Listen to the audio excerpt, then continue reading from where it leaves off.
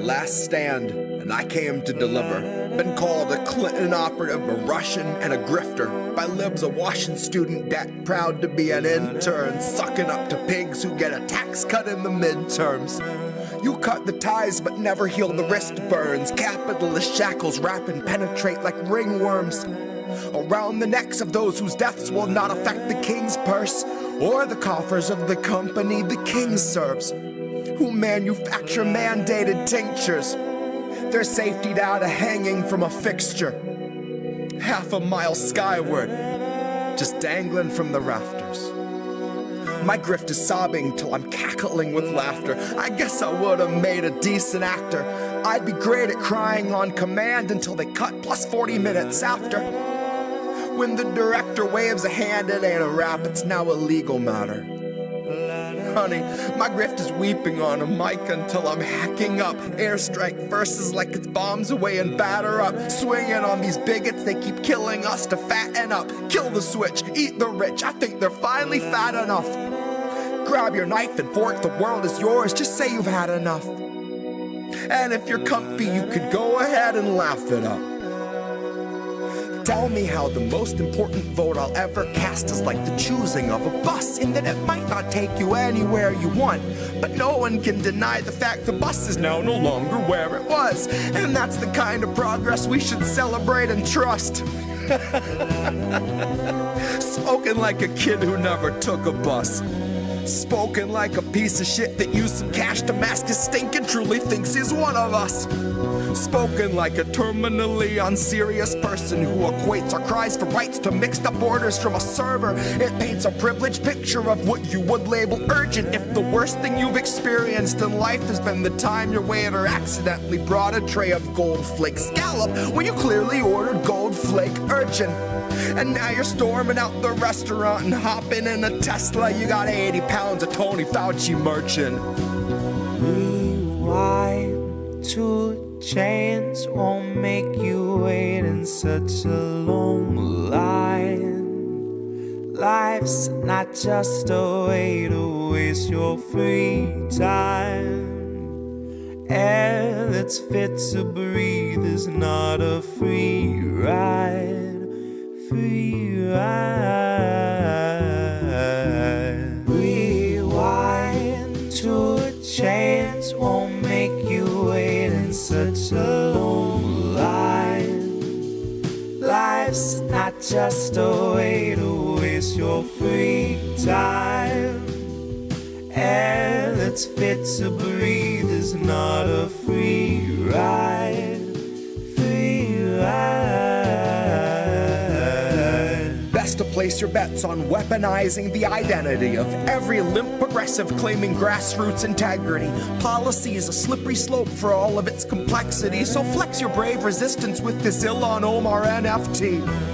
Numbered one of 723. Each depicts her valiantly championing a bill before she lays it at a donor's feet. And she can throw her hands up in the air with AOC and say if only Nina Turner could have voted present too, that's why we need another seat.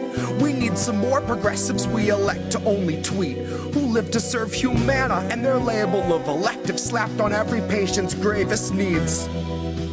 And every station plays the theme that medical professionals agree on the effectiveness and safety of injections authorized for this emergency. And in purely unrelated news, the profits of the ones who manufacture vaccines just increased by nearly 36 billion with a fucking B. Sometimes it feels like we're the only ones that see. Sometimes it feels like all of us are lost at sea. And every time we think we see an island on the tip of the horizon, it turns out to be another measure making sure we're kept within the watchful eye of murderous authority. And so I guess my grift is crying for the future they denied us, where the people who would buy us are a mockable minority. And we are more than genomes under warranty.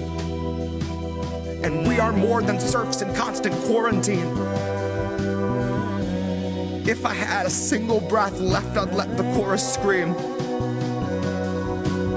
I'd announce our leaders claiming none for all and more for me. None for all and more for me.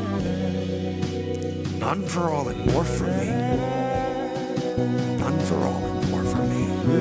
Rewind to a chance won't make you wait in such a long line. Life's not just a way to waste your free time. Air that's fit to breathe is not a free ride. Free ride. Rewind to a chance won't make you wait in such a long line. Life's not just a way to waste your free time. Air that's fit to breathe is not a free ride. Free ride.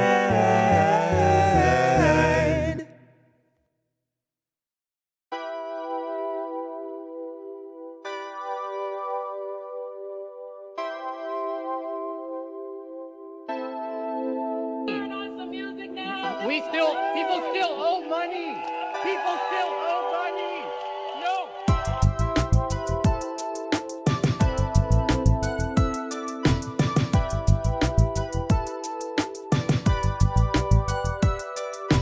People still owe money. People still owe money. It looks to me as though you learned to love your prison. I guess you'd say you made it your own. Such a difficult decision.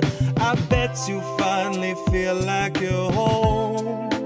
Home. Right in the center where the haves meet. You were proud of incremental half speeds. You were getting down in the AOC dance line, hands tied, nodding to the backbeat. You'll Secret Service dive in front of any representative alive, being asked for the very bare minimum. And you'll turn into that same kind of hard right villain you detested should we mention they could ever muster maximum. Cause liberal denial's such a lofty ataraxia, where morals take a back seat, not up in the cab, but in hidden panels made by federal human traffickers. If you trust the autopilot, then you're just a sleeping passenger, passively accepting that it isn't us the bastards serve, making peace with all the evil walking on this rancid earth. Unity with those who bound your hands at birth, glancing up at fascists on a bloody dais thinking they just need a push. Not a holy man, but I'm praying for a burning bush. Yeah, I know you'd love to look away, but love, you need to look.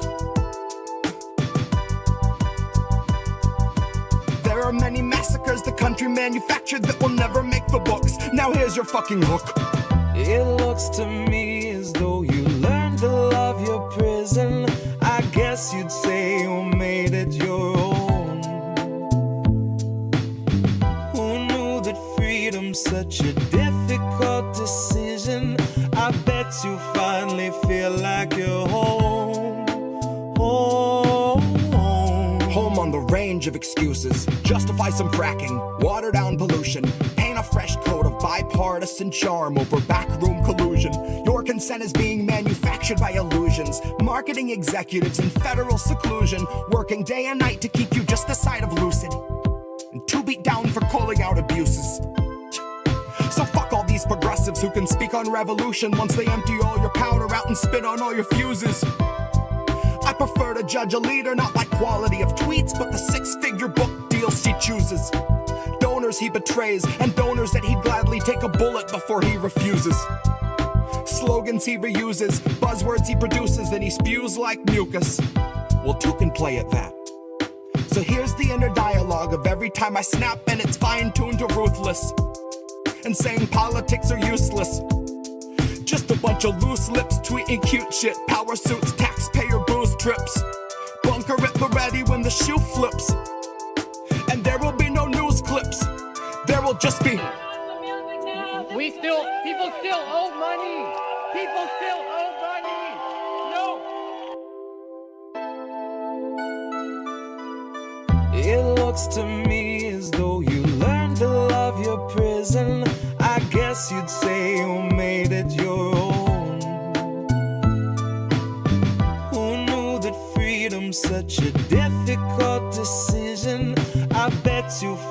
you feel like you're home, home.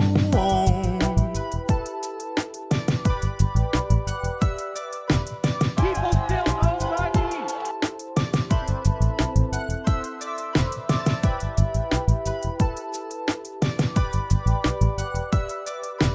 People still owe money.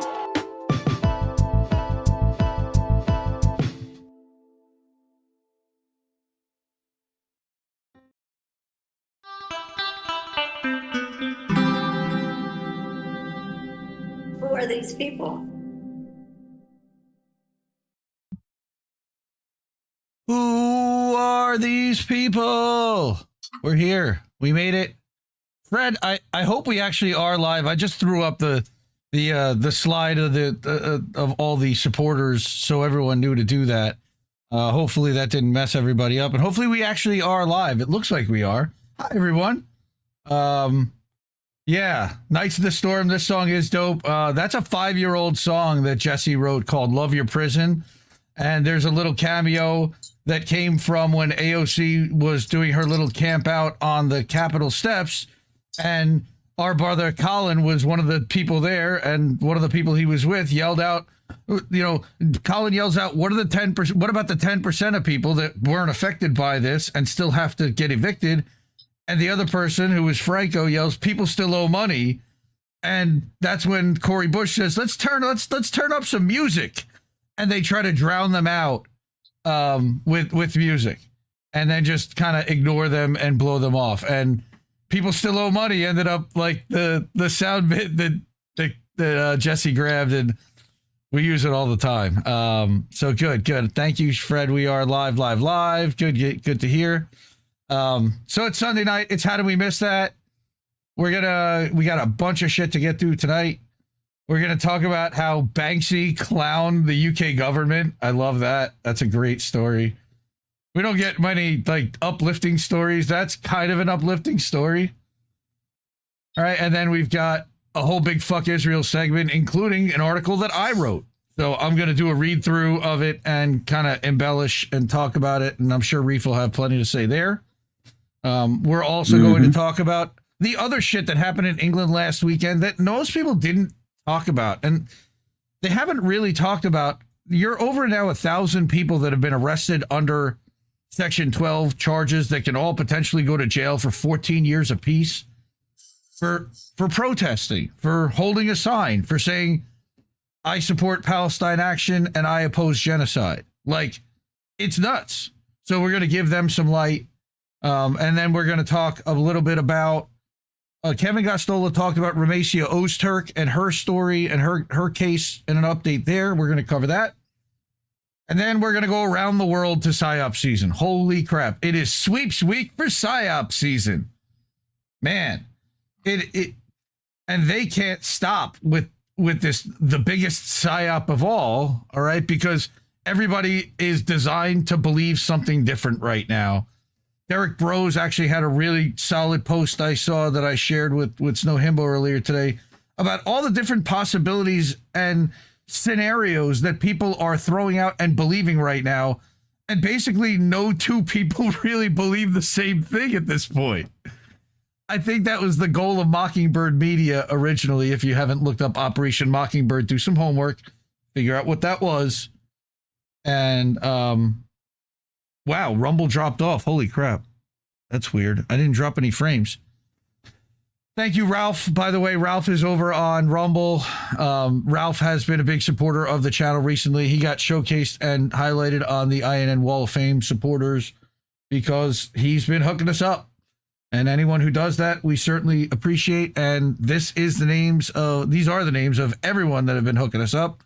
If you're able to, and it means, please support the live streamers and the outlets that you want to see, because it takes money to do this. We literally paid today our annual Canva bill, which makes all the thumbnails. And this graphic, actually, funny enough, that Canva bill was $273 for 3 users.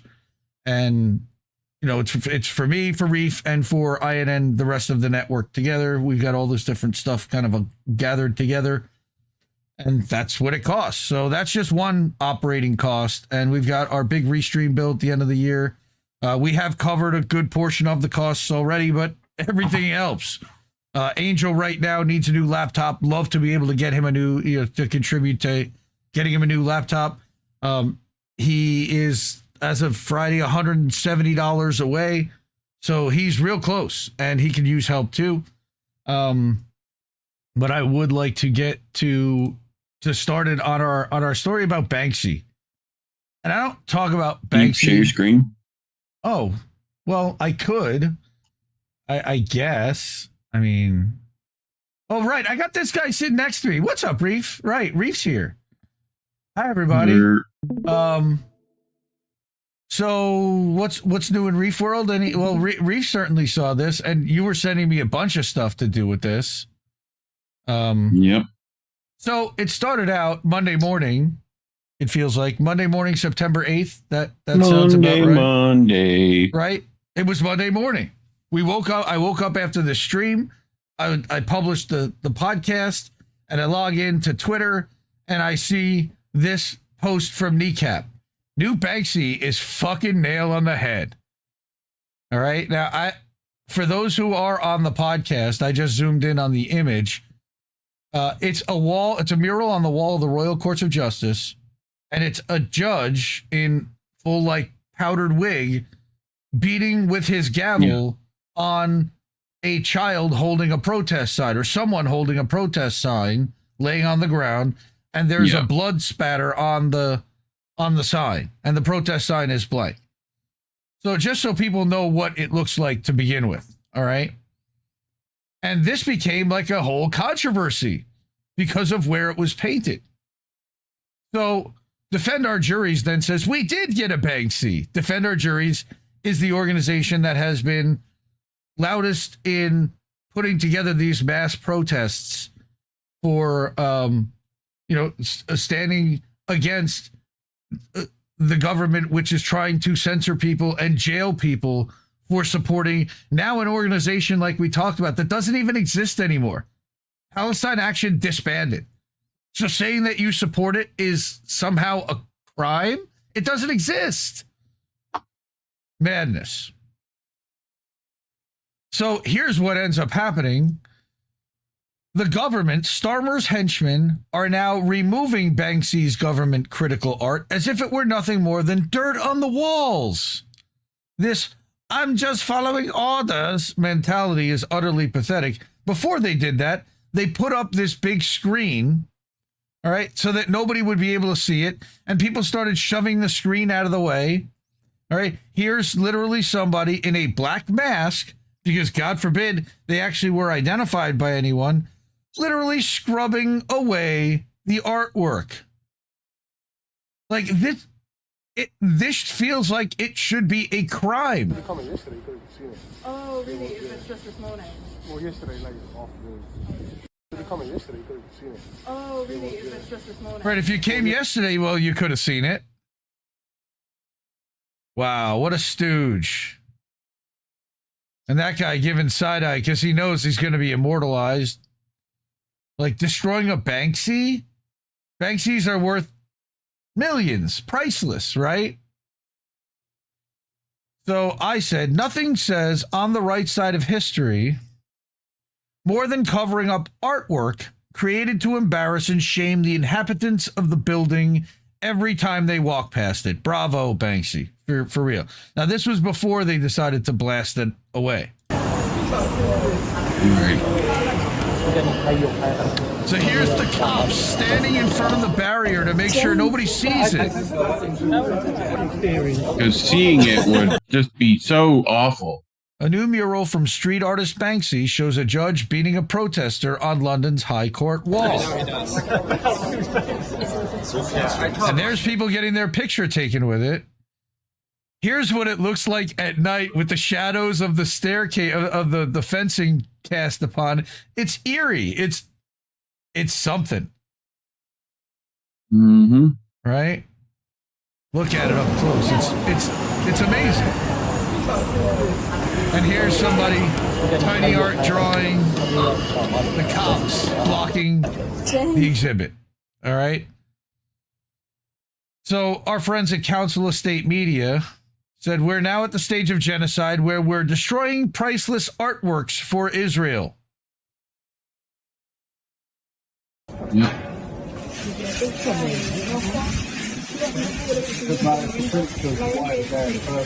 What the people are thinking right now, and yet you want to just reject that. This is part of the modern part of the building. It's got holes in it for cameras and everything, and you can't preserve this. Right, yeah, they put up a camera above it. Yep. Just to like watch it, make sure it doesn't get put back up again. Right, and make sure that nobody sees, and whoever sees it, now your face is on camera. Unbelievable, right? And I didn't see too many people talking about this, unfortunately, but our friends at Normal Island News, Laura, the fake Laura K, breaking, I love that she used breaking, Israel has launched a drone strike on the secret residence of the graffiti artist known as Banksy. This is tongue-in-cheek. Foreign Secretary Yvette Cooper has apologized unequivocally for Banksy's terrorist artwork and thanked Israel for the bombing.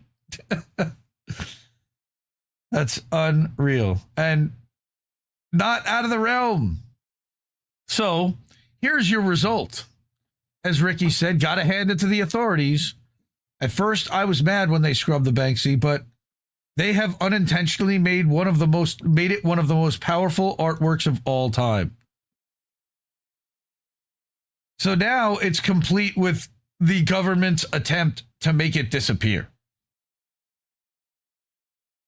And it's still like the worst job they could possibly fucking do as well. Like, it's real government work, that, ain't it? Like, yeah, you can see the whole thing, and they spent hours. You can see scrubbing it away, right? Right, like the gavel's there, the fucking everything. Like, barely anything is lost in this. It's like a shadow of itself. You know? No, it's beautiful, honestly. You know, I suspect Banksy had anticipated that this piece of art would be removed, and this act would add to its artistic value. Amazing. Yeah, I mean, he definitely could have thought about it. Yeah, and been like, okay, I need to like actually stain this shit. Right. You know, it's wild. So again, just an incredible piece of art created by Banksy. I'm surprised they didn't completely paint over it. Honestly, they've done that to his shit before too. Maybe that's what they'll end up doing. It'll be doing. just a big black square. You know. Right? It'll be it. They'll just cover up the whole thing like it never happened. Yeah, I could totally completely redacted. Right? And that also, wouldn't that make us say, like, Banksy might tag the whole fucking black wall at that point? Right, yeah, put it in like, white. Come back and fucking... Hey, you did this because of me. You know? But yeah.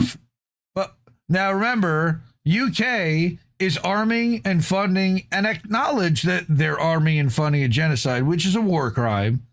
And every person in the UK that is sanctioning this should actually be on the side of, be convicted of siding with terrorism. But that's not what seems to be happening here. But remember why this is all being done. This is being done because Israel is murdering children in Gaza, and people here are trying to stand up against it. And the UK is locking them up for saying that.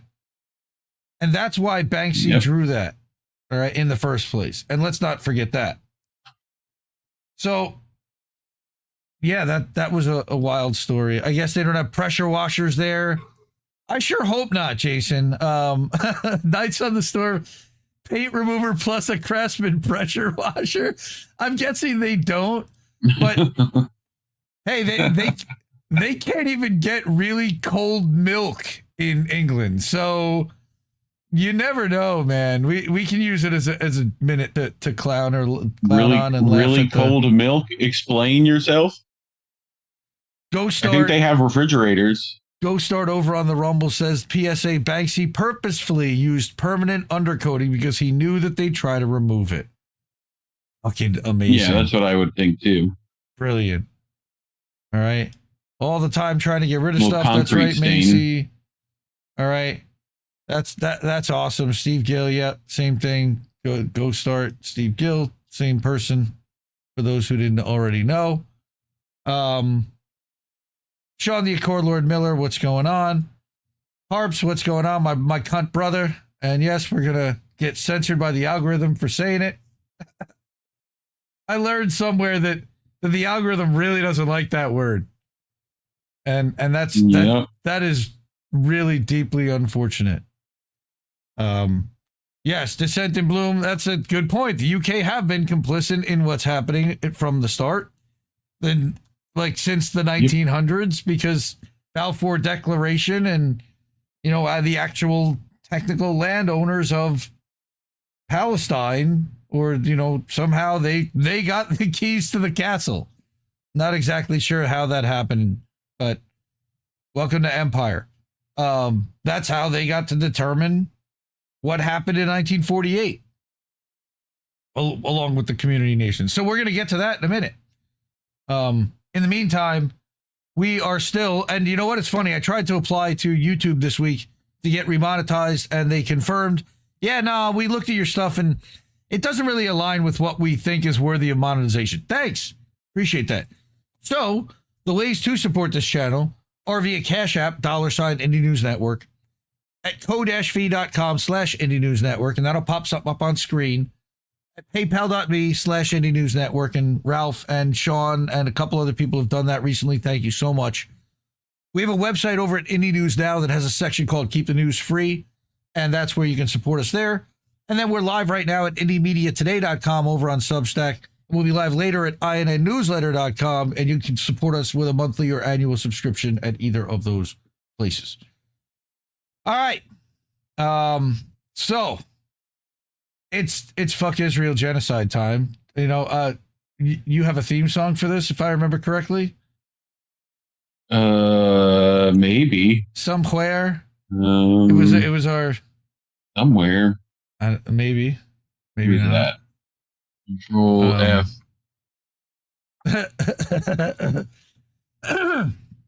Yeah, because I want to get through that before we get to.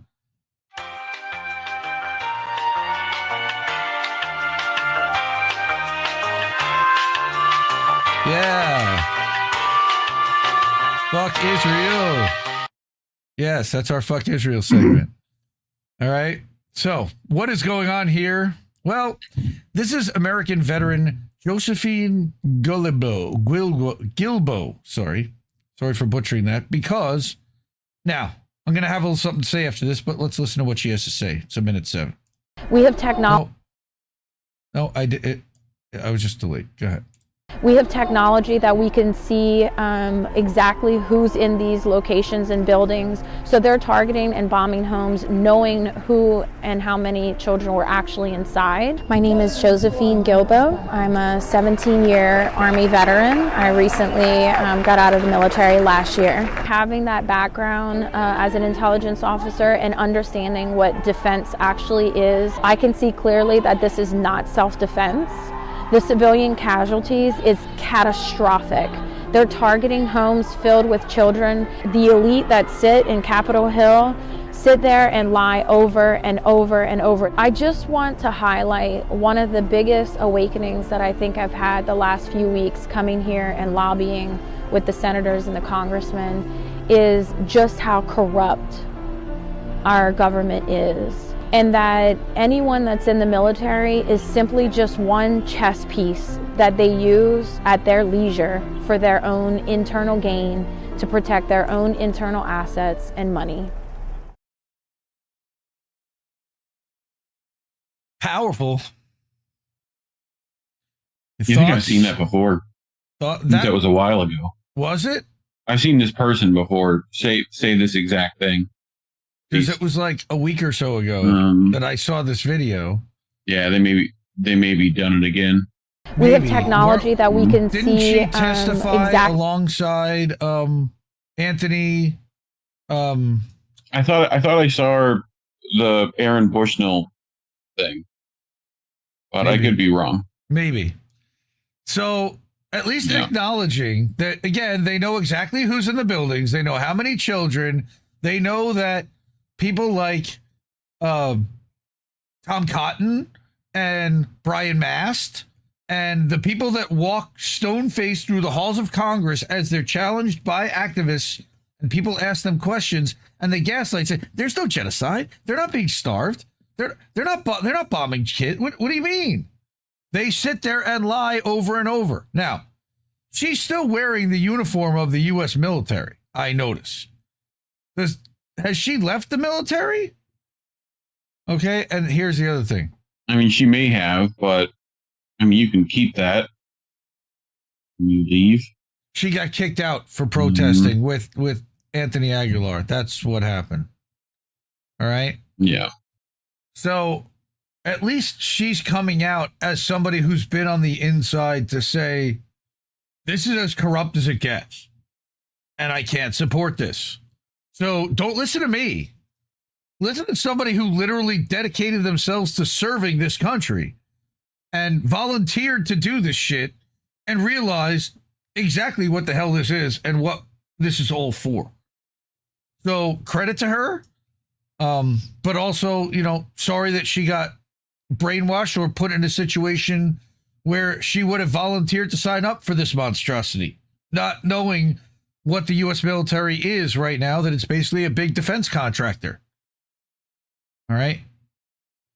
So that's our first Fuck Israel segment, because, of course, that's Israel that's doing that. All right. The next one came from Unicorn Riot, and this was on Friday. All right. I found this on Blue Cry. All right. unicornriot.bsky.social, because they're on Blue Sky. They're also on X in Twitter. But I was looking at Blue Sky because Twitter was just showing me horrible shit a lot. Even when I was searching for stuff, I found that it wasn't giving me really good sources.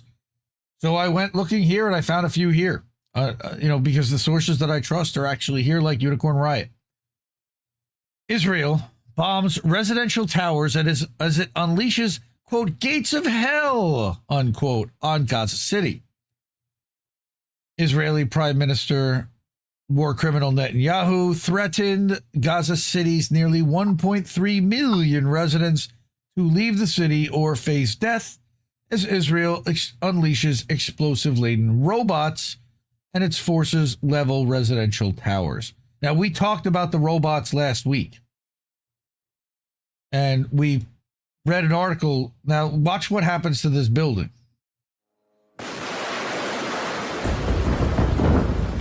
That's people walking down the street. All of a sudden, boom! Look at everybody running. Yep. And boom, tower gone. I mean, this is with weapons that could take out entire military bases used on residential fucking homes. This was last weekend. For what reason? Was there a Hamas camera there too? Fucking look at the aftermath. Cunts. Look at the aftermath of this.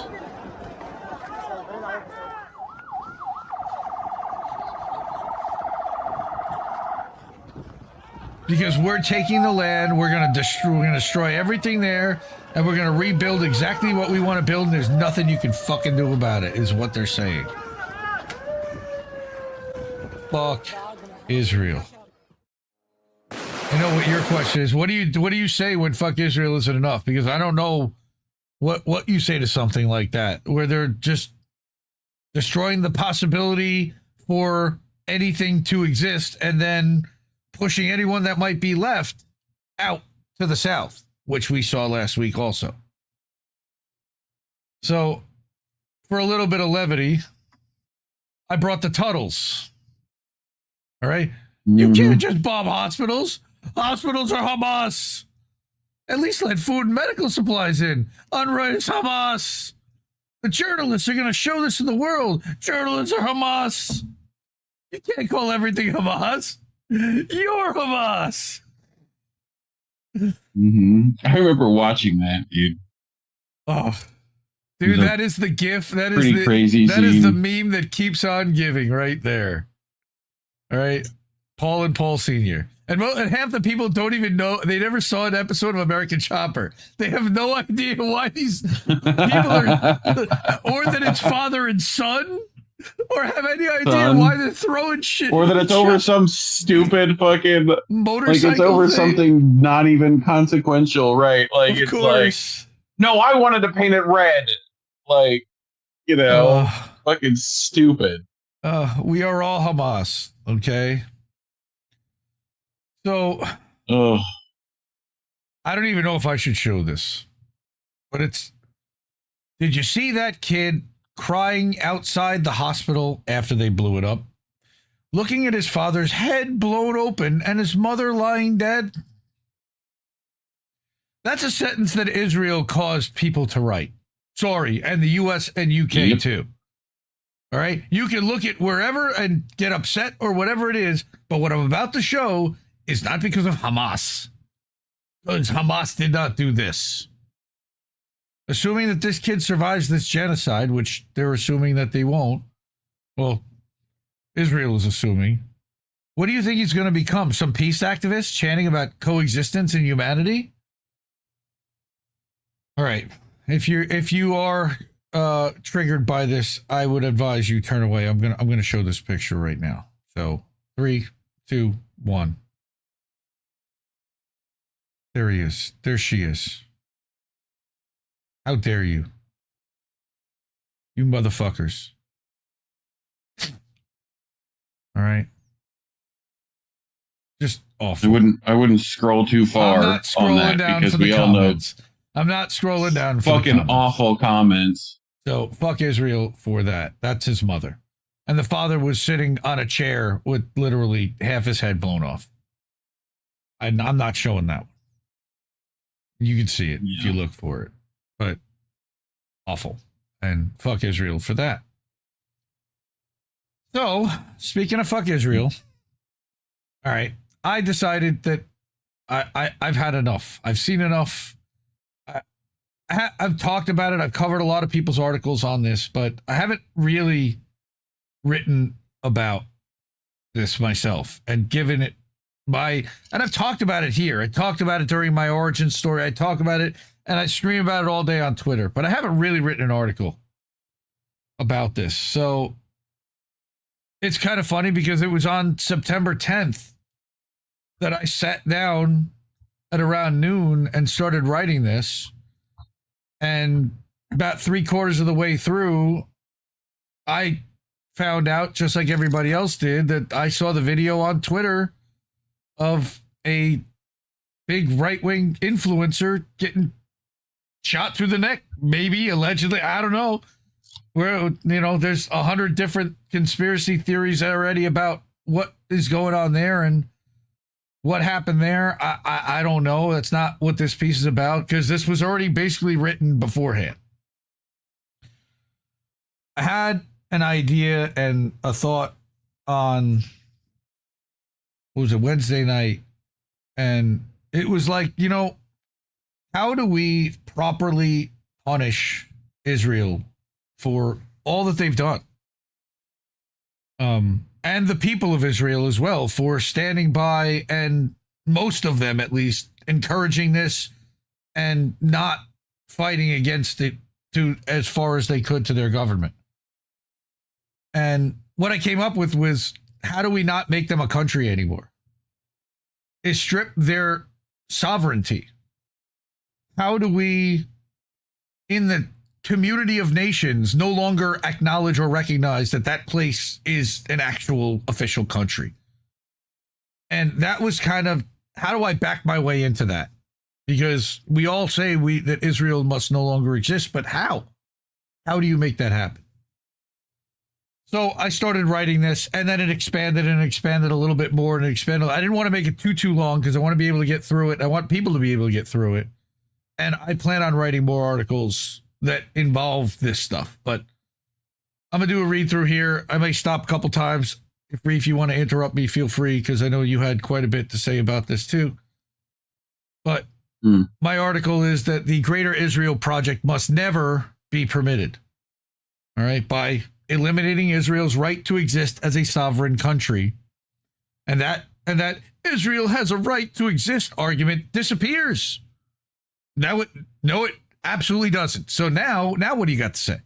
vote to strip Israel's sovereignty and no longer recognize it as a country in the United Nations, which is probably the worst way to do it, except that it was created by a UN vote.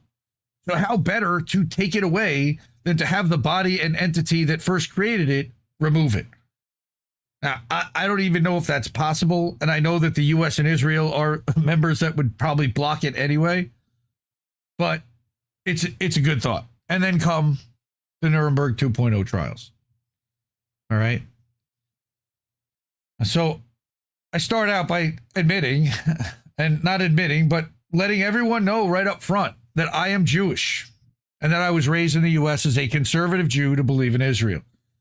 Now, I will have to at some point go into the difference between Jewish sects from how at least I was raised to understand them. The Reformed Jews are like the rapscallion. Right. The Reformed Jews, they're like Jewish light in a way. They're a lot more accepting. They're mostly English in their ceremonies, and they don't do very much Hebrew. And a lot of American Jews are Reformed, but they're looked upon by all the other religious sects within Judaism as kind of Judaism light.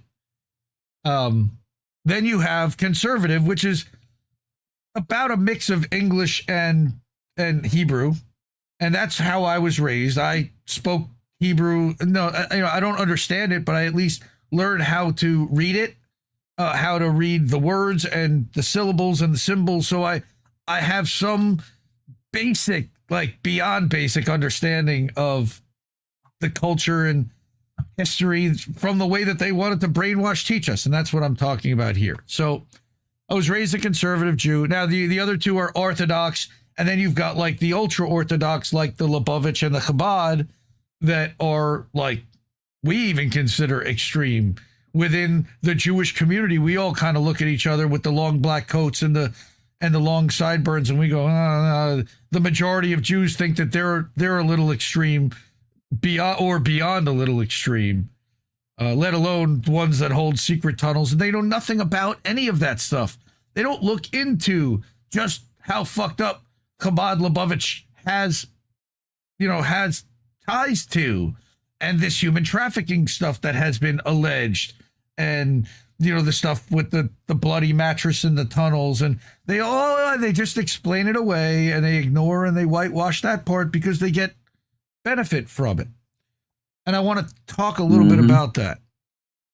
So, as a child, I was taught that Israel was created as a homeland for the Jews after the Holocaust, which I realized several years ago that it was all just a carefully constructed story with a ton of omissions. A lie. That's what they always told us. If you don't tell the whole story, that's a lie. I was only told half the story, which it never acknowledged the suffering inflicted on the inhabitants of the land of Palestine prior to 1948 and ever since. They almost act like it was just an empty place, just this desolate piece of desert that nobody wanted and nobody fought over, and it was ours. The 3,000. I didn't even talk about the 3,000-year argument in this article, so that's something else that I'm writing that down. I have to address at some point. All right, but since 2021, and realizing this, I've become vehemently anti-Zionist and talk about Israel's war crimes frequently on How Do We Miss That and other shows. By the way, that's a link to a playlist for all the episodes and archives if you ever want to listen to any old ones. The last 2 years have revealed how a lot of what we see is orchestrated by and on behalf of the furtherment of Zionism, both Jewish and Christian. Again, refer back to INN News. I'm talking about the Christian Zionists. Zionists try to conflate Judaism with the state of Israel. But I will scream from the rooftops forever that Zionism is not Judaism. How there are more Christian Zionists in the U.S. than there are Jews worldwide. Most Jews I know have never really been shown the difference between what an anti-Zionist Jew is and what we believe. And they've always it's always been conflated also by the Jewish community, not just by the Christian community. Or they're in complete denial that there's a difference, and that's what they're trying to pass laws in this country to say, that Zionism is Judaism, which is insane when more Christians believe in it than Jews. What? Okay, anyway. Judaism existed for thousands of years before Zionism did. It did. That's fact. Straight up fact. Zionists were fighting for the reformation of Israel and Palestine for more than 50 years before it was recreated in 1948. Now, this is a headline from the New York Times from 1899, highlighting the Conference of Zionists electing delegates at their meeting in Baltimore, determining that they will colonize Palestine. Again, this is 1899. And it wasn't even the first one. That's the third annual conference. I'm not an anti-Semite. I'm not a self-hating Jew. I acknowledge history from a objective, logical standpoint. First, Palestinians are Semites too. So to call anyone an anti-Semite means that they're also against the Palestinian people, which when they're defending them, it's kind of silly to say that. Second, okay, I very much do not hate myself or my religion, but I am incensed at how it has been twisted and bastardized to justify countless atrocities and land theft. And I said exactly that on AM Wake Up recently, and there's a link to me saying that and to a short. Now, I am also, obviously, not an advocate for continuing the project of the State of Israel. And there are lots of us growing in number as they realize that what the United States and UK are funding and backing in the name of Israel, but claiming that it's also in the name of Jews, is going to get some people pretty upset with Jews in the end. Don't you think? Maybe? Here's Harry S. Truman explaining the problem in 1949. The Zionists particularly, who were against anything that was to be done if they couldn't have the whole of Palestine and everything handed to them on a silver plate so they wouldn't have to do anything. It couldn't be done. We had to take it in small doses. You can't move 5 or 6 million people out of a country and fill it up with 5 or 6 million more and expect both sets of them to be pleased.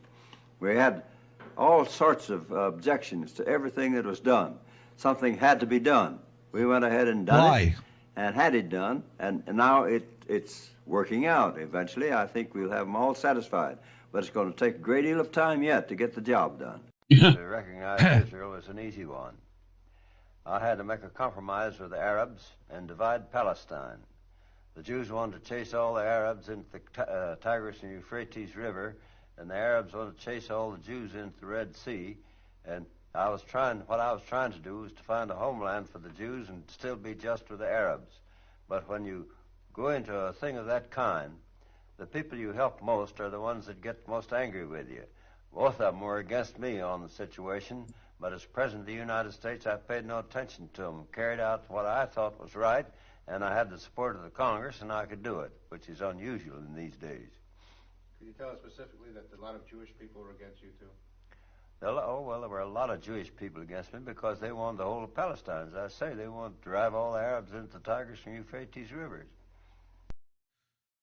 Which is exactly what they're doing now. Yep. They just waited 75 years, and I think that Truman's words, he thought it was going to work out. Well, it worked out for the Zionists. It worked out for, it's funny, he also conflated Zionists with the Jews immediately. By the way, you notice that he said Zionists once or twice, and then he immediately flipped it to the Jews.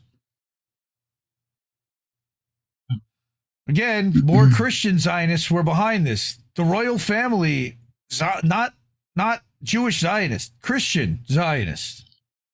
Zionism is a political ideology, not a religion.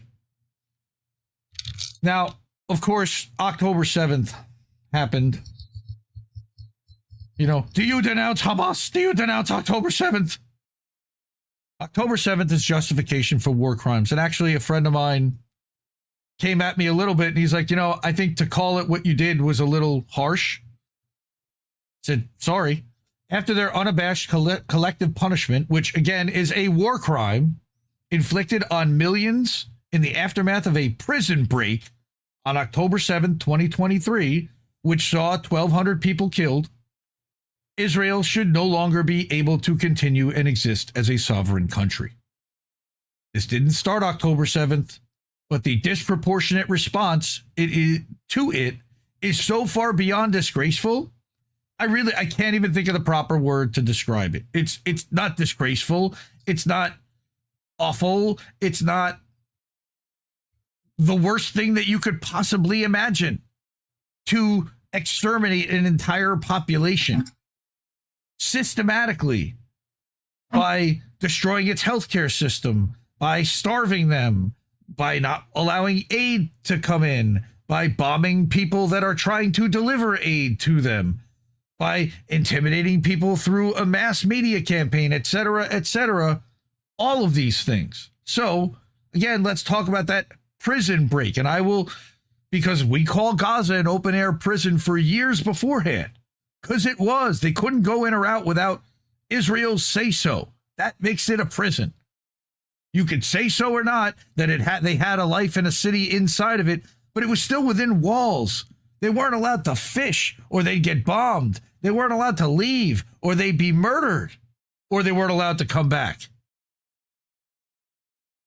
So again, let's talk about that prison break, because it's been used by Israel as the justification for everything they've done since. 1,200 people were killed, originally reported as a lie as 1,400, and still used incorrectly by some. All right, including Hamas militants, those also including IDF combatants, and hundreds of Israeli civilians that the IDF murdered, admittedly, with IDF tank and Apache helicopter fire. There's a ton of investigations, and even IDF soldiers admitted that they were given the order. I have Yoav Gallant admitting that it was a mass Hannibal, and I talk about that. Lots of evidence suggests Israeli forces allowed the attack to happen. Dissident wrote an article about that last week. Then used the Hannibal directive to order IDF soldiers to murder citizens to prevent them from being taken hostage. A mass Hannibal, as described by one IDF soldier, where literally they said that if somebody that was a Hamas fighter went into a house full of a family, they blew up the house with the family in it. By the way, as a reminder, none of this started October 7th. That was all a response to 75 years of oppression and being treated like second-class citizens and being treated like prisoners. And oh yeah, by the way, the most watched and monitored wall in the history of mankind was just happened to not be watched for a 4-hour block that morning when they just happened to be doing this. Okay. There's a ton more to say, but reviewing October 7th wasn't the point of this piece. The multitude of war crimes committed by Israel as a result, and what to do about them, is the point here. That the Zionist version of the Greater Israel Project must never be permitted. They must never be rewarded for the behavior that they've committed here. Countries that commit genocide can't continue to exist. How do we do this? We eliminate Israel's right to exist as a sovereign country for actively destroying Gaza and the West Bank and their multiple acts of war committed on Syria and Lebanon and Iran and Yemen and now Qatar and Tunisia this week. Remember that they dropped a bomb in Qatar to try to murder Hamas delegates that were trying to negotiate a settlement. That in Tunisia, they dropped incendiaries on top of the flotilla that is apparently still going toward Israel. Haven't heard very much about it since they were attacked. All right? Yeah, I think they just left. Like they hung out in Tunisia for a week. They were waiting for more people and fix up the boats and fuel up and load up the boats. All right. But remember that their intent is land theft of other sovereign nations. In addition to Syria and Lebanon, you've got parts of Egypt, Jordan, parts of Iraq, and even parts of Saudi Arabia are part of the Greater Israel Project in the future. All right. All in pursuit of this goal. They will continue to murder people anywhere because they've gotten away with it. This red area. I don't even think they're going to stop there. This is what they claim they're going to stop. Like, everyone talks about, how Putin's going to, he's not going to stop there. But no one wants to think Israel has world domination fantasy. They totally do. So, well, the problem is you create a border like that. That's a lot of border to protect against all these countries that aren't too happy that you took land from them. So land from them. I don't know. But don't worry, we'll give them all the ammunition to be able to fucking hold out, and then we'll probably have to boots on the ground ourselves at some point, just to help them out. Oh, there's no doubt. This is a U.S., UK, Australia. This is a Five Eyes project right here, for sure. And then they'll get German troops and French troops and everybody involved. Ukrainian troops. They'll all give them a little piece of the Greater Israel project. Yeah. A country that treats the people they occupy, imprisoning them, starving them, and never allowing them to return if they leave, the way that Israel has for 75 plus years, should not exist, let alone be permitted by the international community to expand by murdering more people and stealing more land? How do you think they're going to treat the Syrians and the Lebanese people who refuse to leave the land that they're stealing right now? They're going to turn them into Palestinians and then keep squeezing them into smaller and smaller patches of land, gaslighting everyone into saying, well, they're the problem, they're the criminals because they're fighting the people that stole their land. Why would you fight us? Just lay down. Just let us take it. We're taking it. Right. They've committed so many war crimes, it's not even possible to list them all, but there actually is a list somewhere, and this is a website out of Common Dreams. All right. This is the litany of Israel war crimes that is being documented by the Palestine Red Crescent Society. Okay. And others. So, what steps do we take to accomplish this? We vote to strip Israel's sovereignty at the United Nations and no longer recognize it as a country. And maybe they do it at the BRICS conference because they know that the U.S. will block anything here. But they don't have, the U.S. doesn't have a vote at BRICS. Well, China does, and we'll talk about that in a second. But that further, by removing their sovereignty, though, that would further make them rogue criminals, which they already are. It'll send a message to every other country who even thinks about it. But they don't want to do that, I guess. When Israel refuses and acts defiant, UN peacekeeping staff should arrest the cabinet heads, the entire Knesset. Their government gets disbanded. Israel attacked heads of other countries. Nobody asked what would happen to the people of those countries once that happened. Right. Because I guarantee the next question is, well, what happens to the citizens of Israel? You know what? Fuck them. They allowed that to devolve into chaos, and we shouldn't ask that question here. We're all talking about assassinations, but if you look up assassination in Israel, Wikipedia has to separate it out by decade. Yeah, I saw that. So, all right. The Syrian people didn't get a choice in self-determination when their leader Assad was run off in a revolution funded by the CIA and MI6, allegedly, putting a former Al-Qaeda operative, Al-Jilani, in charge of the fucking country, who's been literally completely subservient to Israel ever since.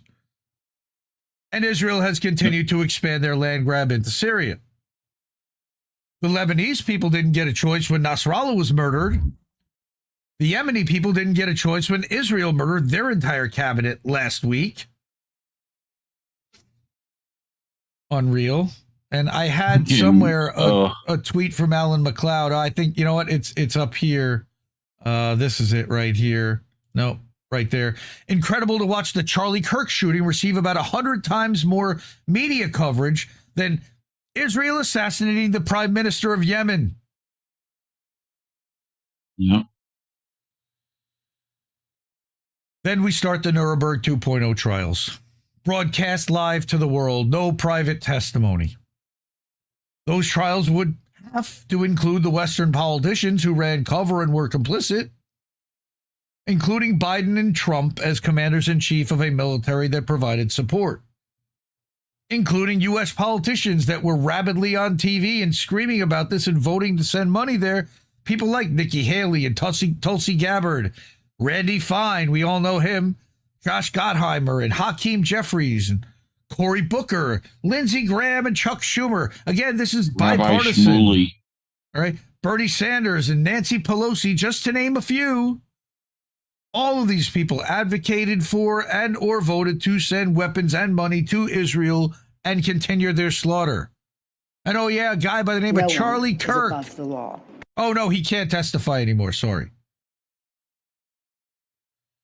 Including Keir Starmer, Kid Starver, who, while acting indignant publicly, is still providing spy flights to Israel daily over Gaza and authorizing the use of the Incirlik base in Cyprus in support of Israel murdering, starving, unarmed Palestinian civilians under the guise of eliminating Hamas, which the U.S. military, by the way, concedes that they'll never be able to do, including all the foreign secretaries the past 2 years, like David Lammy, like Yvette Cooper. Here's a tweet that our friend Gordon Dimmack reposted from Keir Starmer, who condemned Israel's strikes on Doha. Like I said, they attacked the Hamas negotiators in Qatar. They violated Qatar's sovereignty and risked further escalation across the region on purpose. As this person reminded them, you literally sent the fucking RAF to refuel the Israeli fighter jets that bombed Qatar, mate. What are you doing? We've got the flight logs. And then including Axel Scholz and Friedrich Merz and Emmanuel Macron. 3 months ago, Germany and France say Israel is entitled to defend itself. Well, again, if it's not officially recognized as a country, does it? Probably not. Also including Xi Jinping, who could punish Israel by refusing to allow China to do business with Israel very easily. Almost, what is that? 20 billion. I don't know why that. China. And almost $20 billion of Israel's imports come from China. And it's more than double their closest, largest trading partner, which would be the United States. That's what an actual BDS would be. BDS is effective. It works. Also including the media figures and decision makers at media outlets that whitewash the war crimes and both sides the situation. At every major corporate network. Piers Morgan, are you listening? This from Double Down News. Not a single mainstream newspaper or broadcaster has said a thing about Israel carving Star of Davids into Gaza with their bulldozers. Israel can ethnically cleanse an entire people and raise their everything to the ground, then mark their territory to show in a show of racial and religious supremacy, and not a peep. Wild. And there's 4 examples that they're showing. Yep. Silence is complicity. Lying on behalf of the murderers and allowing them to continue their lifestyle unimpeded and unchallenged will not be tolerated. We used to hold people to a much higher standard when it came to a country stealing land and murdering unarmed people.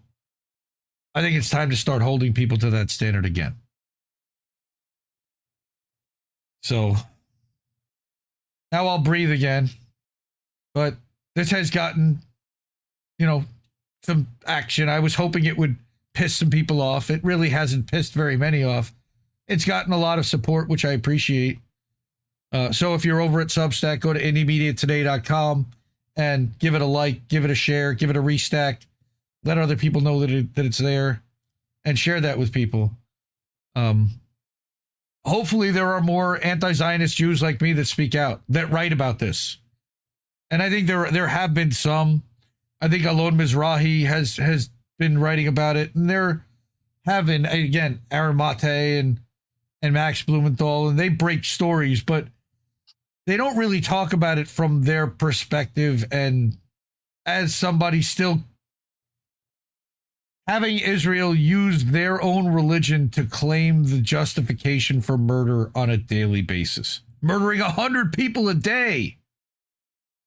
because of this religious nonsense. And you could outlaw religion and most of these sex crimes would disappear in a couple of generations. But we don't have time for rational solutions. Thank you, St. George. Mm-hmm. All right. I'm guessing that Israel-friendly YouTube. They're using my religion. I'll get rid of it. Fuck that. I don't need that shit. Right. You know. Well, concludes this week's Fuck Israel segment. YouTube doesn't like it when we talk about this, and they don't want to turn monetization back on. So there are other ways to support INN and support the show. The ways to do that are using Cash App. That's a mobile app. $ Indie News Network is how you find us. co-fee.com is a website you go to, and you can put in a credit card and give us $5 or $10 or however many coffees you want to buy for the network. Then you got paypal.com, and you go to paypal.me /Indie News Network. And then we've got IndieNewsNow.com. We've got a whole news website that aggregates over 100 sources on a 24/7, 365 basis, and go check that out. And then at Substack, I do publish. That article was just at IndieMediaToday.com, so you can see it there. We're also live there now. And then INNNewsletter.com, we're going to be live in about an hour for boats smashing into other boats. So I hope everybody appreciates the article. I appreciate all the feedback, man. You know, again, it took a lot to pour into. It might cost me some friendships and relationships once that starts to circulate around. But some of this stuff, like, again, I can't stay. Silence is complicity. If you're staying silent right now, what are you doing? Like, you know, Aaron Bushnell. I think back to Aaron Bushnell's words about, what would you be doing if you ever wondered what you'd be like? Be complicit. Or that you ever wondered what you'd be doing during a genocide, you're doing it right now. Yeah. So that's what I'm doing. And slowly working to bring along the people that are close to me that still believe in all this nonsense, because sadly there are too many of them. And maybe stuff like that will help to wake them up. I don't know. It also serves to provide ample evidence that there are Jewish people that really do feel like all of this is being spun and manipulated to eventually create a backlash on Jewish people so that they have nowhere else to go but the Greater Israel Project. You know, that's been a historical thing for generations, that they did it prior to 1948, that they were getting Israelis kicked out of all the Arab nations because there were Jewish terrorist groups that were trying to terrorize other Jews to leave and to go to set up in Palestine. That's documented fact. That's, again, I'll get into some of that stuff in a future article. Yeah, I mean, carbon filters are over $1,000 right now in Gaza, Sean. It's unbelievable. You know, again, anything that is of value there right now, and I don't know how they're transacting. That's a whole other question, because internet power is cut off and they're getting solar stuff. How do they, you know, eSIM cards, I guess. It's so challenging. And then you've got Israel tracking signals. Go ahead. We covered how, you know, the physical money there is just literally deteriorating and being blown up. Like, so, you know, they push digital currencies there. They're, you know, like cash apping each other, that kind of stuff. But and they're going to end up, you know, again, that's what the goal of the Gaza, you know, city rebuild is, that they want to enforce full digital ID and digital currency. So there won't be, it'll be a cashless city, a cashless society, whatever you know, you want to, that is where they're going to try to institute their utopia. which is gross. So I want to talk about people who got arrested for trying to protest in the UK against what's happening and speak out. So like I said, silence is complicity. These are people who were not silent and are not complicit. Gordon Dimmack, Indie Media Award honoree, friend of the show. They're arresting pensioners. They're arresting pensioners, the disabled, the blind, priests, doctors, Royal Air Force pilots, and people from all walks of life and all colors and creeds under anti-terrorism laws for the crime of holding up signs. And then they act like the victims while doing it. Little bitches, all of them. And again, this is the cry bullying that sounds like Israel. So UK Met Police are crying here and saying that they have now made over 150 arrests at the Defend Our Juries protest for a range of offenses, including assault on a police officer and expressing support for a proscribed organization. Now, what you see here is a line of cops bullying and pushing their way through a crowd. What you don't see are people punching at the cops because they didn't, but the cops claim that they did. Gordon Dimmack got hopping mad on Monday morning, and he recorded this video, and he tweets out that you're about to hear a complete load of bollocks from the Met Police UK and mainstream media about the Defend Our Juries protest today. Don't believe it. This is what happened.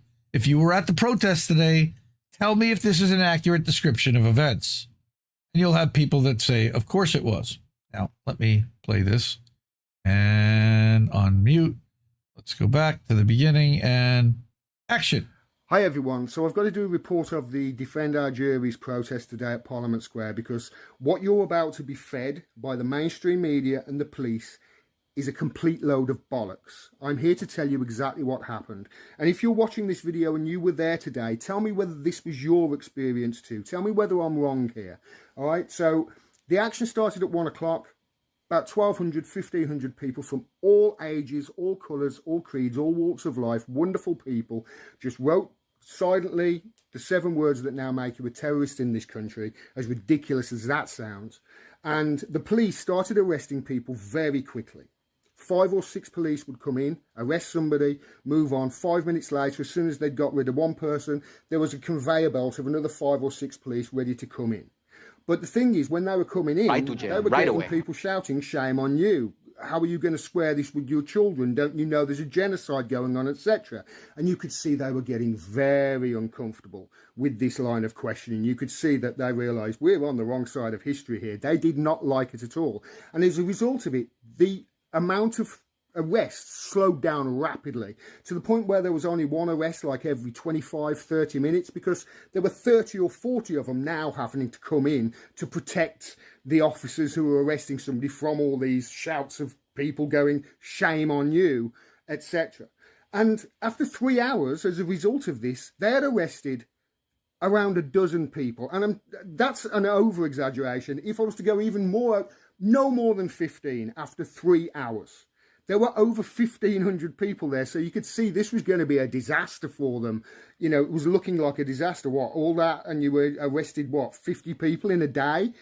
Because people this time weren't accepting the street bail, and they were going floppy. And the police were having to carry them out, and it was very time-consuming, and they were getting more and more pissed off. Now, we came away because we had something else to go to, but as it turns out, you could see what's happened. I've showed the video footage on my Twitter of other people that have shown this. The police have said that arrests have been made because the crowd got violent.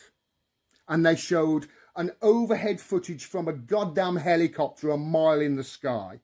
You see footage on the ground and you can clearly see what happened. The police were getting more and more aggressive, more and more agitated, started pushing protesters in the ground to barge their way through, and at one stage even punching their way through protesters. If you've got any footage of them doing that sort of thing, please reply in this thread. Okay? So we can show what the truth is here. Whatever you hear from the media, oh, there were hundreds of arrests and there were violence, etc., it's bollocks. These were completely peaceful people. The police are to blame for any violence that went down there today. All right? Thanks very much. Free Palestine. And the 7 words that get you arrested are, again, I oppose genocide. I support Palestine action. That's what he was talking about. And no, that's not the 7 words I thought you meant. Yes, I know. I know the ones that you said. Rat shit, bat shit, dirty old twat. 69 assholes tied in a knot. Hooray! Lizard shit, fuck! Okay.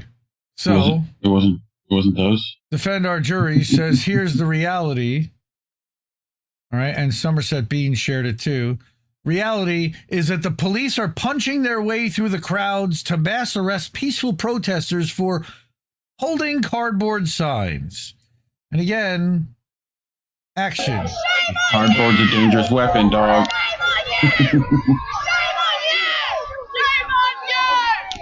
Police officer is actually punching his way through the crowd.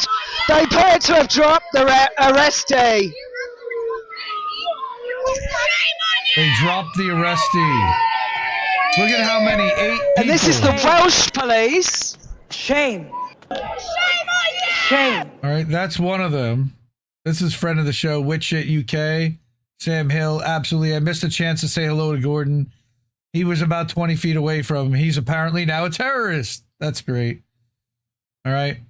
So then I've got, again, Somerset Bean, same video, 26 seconds. Punching his way through the crowd. Yep, we got that one. All right. Maybe they should just stay out of the way while freedom is ringing. Right. I was there for hours and I saw nothing like what you described, from Nigel Gibson. All right. And then we have Asa Winstanley. All right. He starts this thread much higher. Wow, this is a long thread. I didn't even realize there were so many here. Damn. This appears to be the first public act. Okay, that was from July 5th. So he's been documenting this over time through July and then into September. So we start here September 6th. That was after August 11th.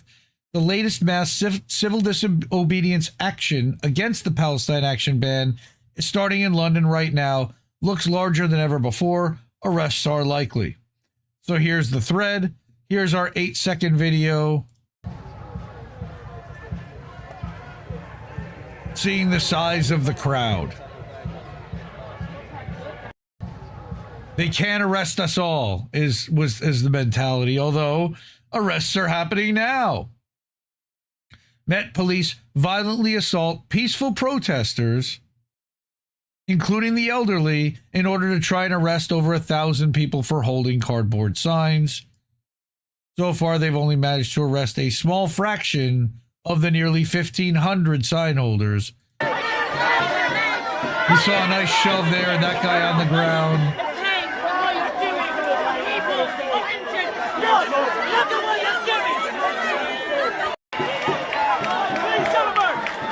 Okay. These were peaceful protesters. This is what they said. It's disgraceful. Why are police arresting people that are protesting a genocide? We should all be protesting the illegal Israeli genocide. Yeah. Agreed, James. James was a Assange protester and an Assange supporter, an activist. Again, this is the Defend Our Juries. I put that out there already. So we saw that video. And then, why are you lying? Well, you're the real terrorists. The entire world supports Palestine action. Here's the lady who got arrested. Right, Britain and Israel, the only 2 nations in the world where you're not allowed to do that. This is beyond insane. All right, now here's Defend Our Juries also saying that many protesters are going floppy to not assist the police in enforcing an unjust law. Despite claiming the police had the capacity to arrest everyone, they've only managed to detain a small fraction of the more than 1,000 protesters. The ban is unworkable and it must be lifted. So here they are again.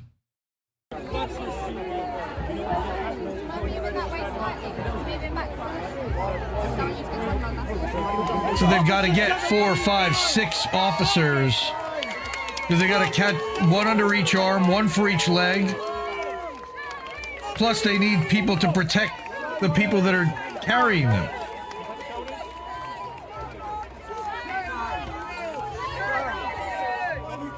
Look at this. For peaceful protesters. What a wonderful use of public money.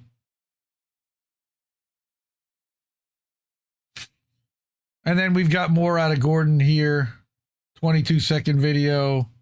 Let's watch this one again. Here's somebody with the sign. It begins. I oppose genocide. I support Palestine action. And because I'm in the United States, I can freely say that. But if I were in the UK, they could literally come knock on my door and arrest me for it. Violent, right? Look at all the violence. Look at how violent that is. Man, Reef, do you see how much violence there is? A lot of it. Whole bunch of it. Elbows, blood everywhere, right? Oh, wait. Right. All right, here's more. Another 26-second video of non-violence. Well, there's a lot of words there. Words, as we know, are violence.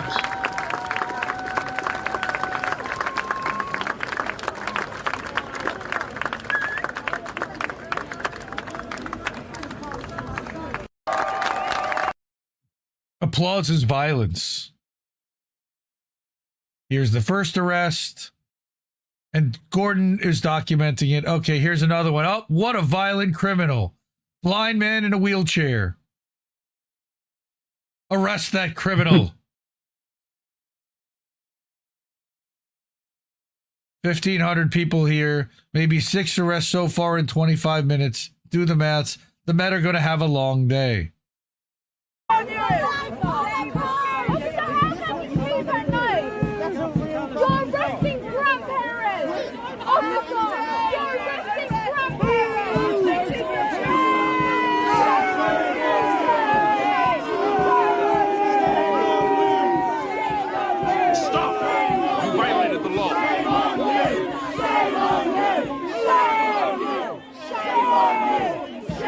Look at the people holding signs right over their faces. They're not arresting them.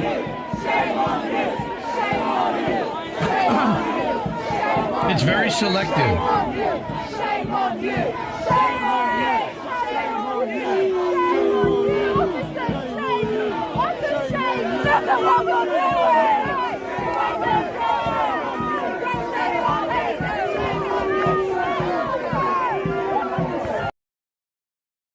Yep. That's right, Ghost Art. Gordon was with Assange from the start. He was relentless. Why we love him. Why he's our brother. So many terrorists, in Gordon's words. Courage calls to courage everywhere. Yep. Great thread by Gordon. So that'll be in the notes and in the Substack post for the show afterwards. So we love Gordon. That was all about what happened at the Defend Our Juries protest. Again, they're trying to get it undone that Palestine Action being proscribed as a terrorist organization. But all of this nonsense where they're literally locking up people for saying that they support an organization that doesn't exist. And they're trying to stomp out dissent against England funding and arming and assisting genocide, which is a war crime. So get arrested, oppose war crimes, get arrested, support war crimes, end up in parliament and funded by the Zionist lobby, which is happening in the UK as well as the United States, by the way. So we're certainly not going to get remonetized by YouTube for showing that stuff either. And they told us this week that we're not going to be. So the ways to help INN, to support this network, support this channel and this show, Cash App, $ Indie News Network. Money, please. Ko-fi.com/Indie News Network. You got paypal.me/Indie News Network. We've got IndieNewsNow.com. That's where we're live right now on the /live page. But on Keep the Media Free, you can go there and put in a Stripe contribution. And then we've got IndieMediaToday.com, where we're live now, and the article I read earlier was written.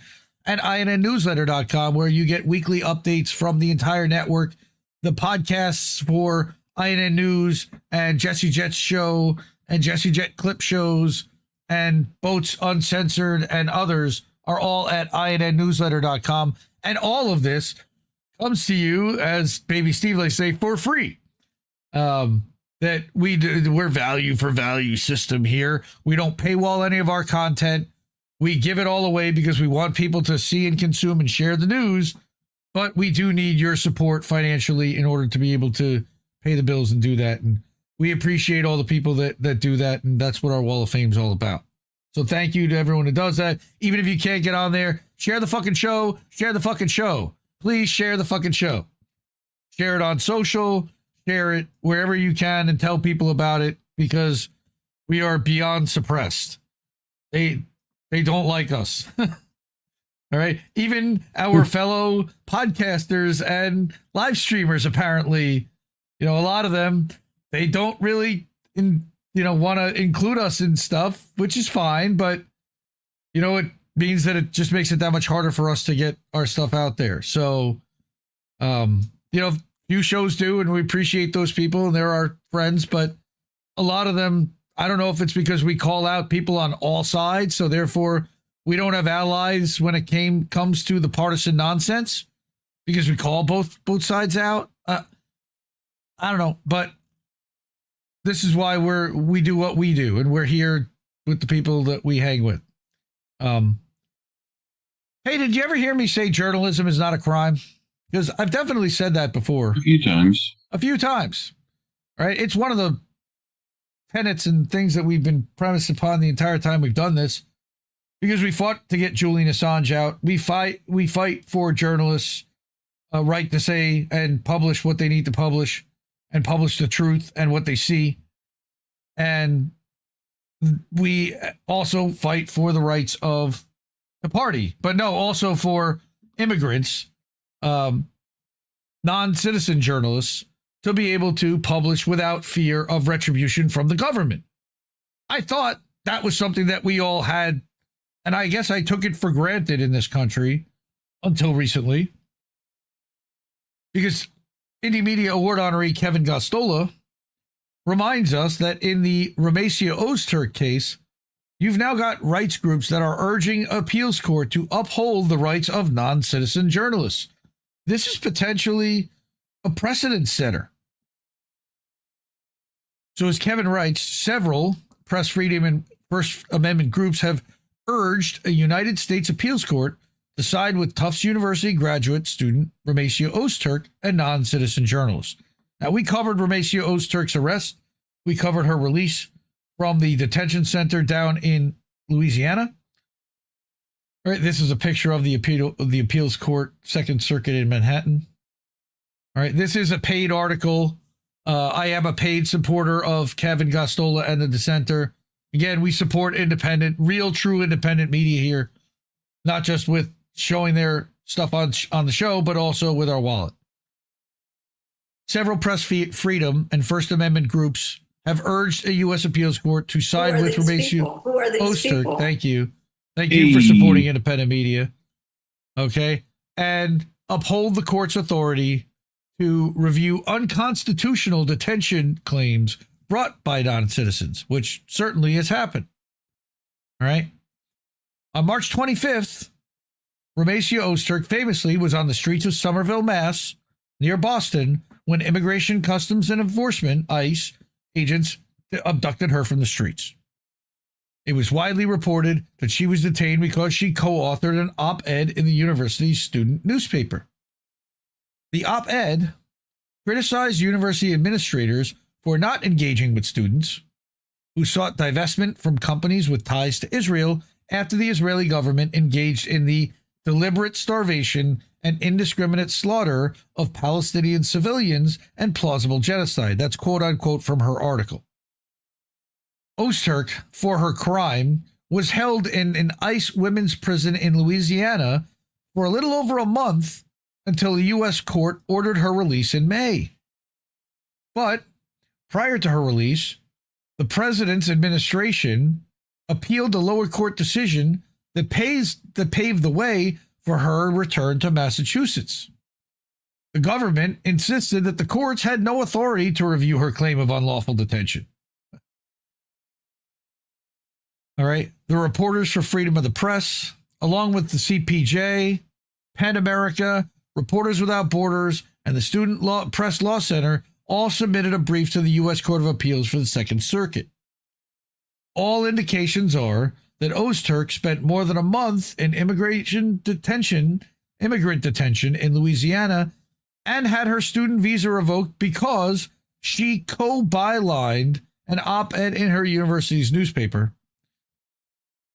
Her detention was based in part and possibly entirely on what is indisputably journalistic activity.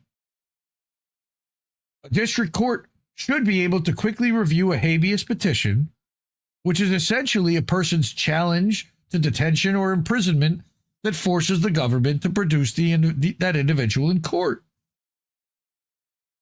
Anything less would allow the executive branch to silence disfavored non-citizen journalists through an unconstitutional detention without any review of its constitutionality until a final removal order is entered and a petition for review can be filed, the press freedom groups all argued. And I remember that we talked about the guy in Atlanta who got arrested and detained, who covers protests often. They held him for days.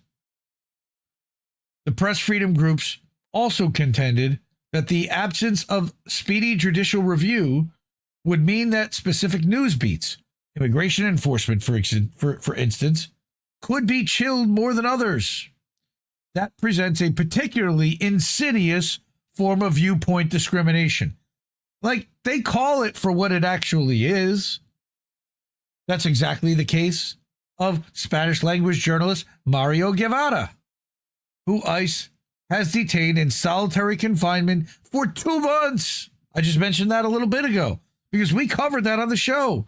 In fact, in August, the ACLU filed a habeas claim on behalf of Guevara and his unconstitutional detention. Moreover, the groups invited the appeals court to recognize that the underlying provisions in the Immigration and Nationality Act referred to by the government to justify their position are unconstitutional because officials should not be able to seek the removal of non-citizen journalists based on reporting that the government says could harm foreign policy or that the Secretary of State otherwise perceives as critical or unfavorable. That's insane. I thought we had free speech in this country. I thought this was America. Come on, I know you got Randy. All right. The Foundation for Individual Rights and Expression, which is FIRE. I thought this was America. Thank you so much. All right. Fire, fire, fire, fire. The National Coalition Against Censorship, the First Amendment Lawyers Association, and PEN America again asked the appeals court to more broadly recognize the implications for freedom of speech. Two civil liberties organizations, the Cato Institute, which is right-wing, and the Rutherford Institute, also supported the brief.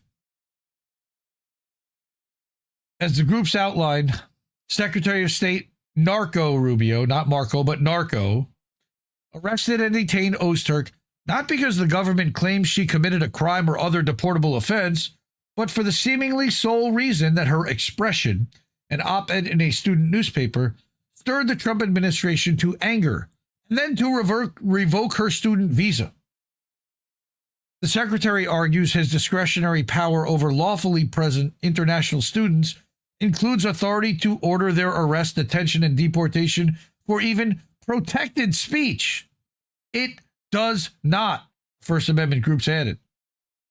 The groups referred to Bridges v. California, a 1941 U.S. Supreme Court decision in which a 5-4 majority upheld the free speech rights of Harry Bridges, the leader of the Longshoremen's Association. Now it's Harold Daggett. Bridges, who was born in Australia, had a case pending before the Superior Court of LA County. He sent a telegram to Secretary of Labor Francis Perkins that implied the Longshoremen's Union would go on strike if the Superior Court ruled against him. So, the Superior Court found Bridges in contempt. The LA Times, which published several editorials about the case, was also held in contempt, and both faced fines. But the First Amendment doesn't speak unequivocally, all right?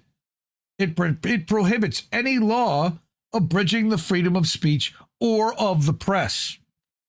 It must be taken as a command of the broadest scope that explicit language read in the text of a liberty-loving society will allow. That's Justice Hugo Black in 1941. On behalf of Stanford University's student newspaper, 2 unnamed students, Fire, sued Rubio and Homeland Security Secretary Christie Dog Shooter Nome in August for their role in seeking to deport any lawfully present non-citizen for speech the government deems, quote, anti-American or anti-Israel. That sounds a lot like McCarthyite language, honestly. The press freedom groups made clear that the U.S. courts have rejected viewpoint discrimination as antithetical to our nation's First Amendment, and it's virtually never permitted. Yet that's what the government does when it uses its immigration enforcement authorities to thumb the scale of public discourse in its own favor. Quote, the viewpoint discrimination facilitated by the government's interpretation of the INA applied to Ms. Ozturk's op-ed is precisely the kind of poison the Constitution forbids. Really good article by Kevin. Support him. Support the Dissenter, dissenter.org, thedissenter.org, and independent media. Again, fully user-funded. Appreciate him. Another one who was a tremendous fighter for Julian Assange. Always, he covered the trials day by day.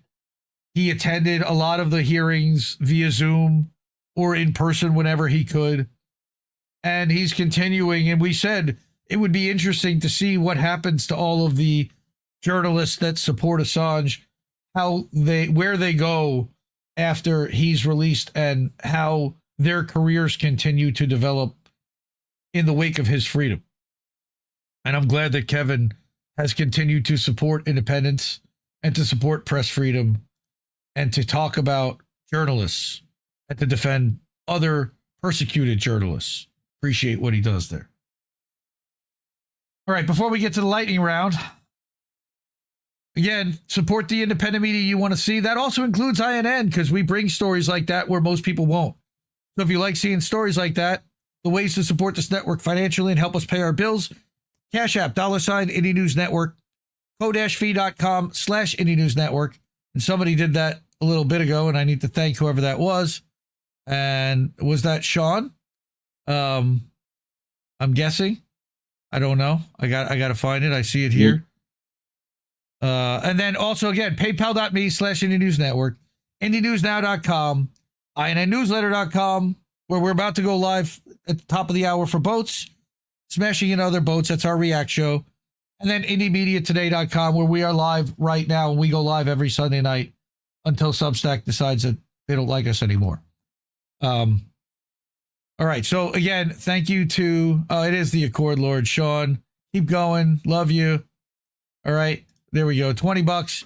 New donation from the Lord. The Lord. Oh, wow. The Lord is now donating to our live streams. That's awesome.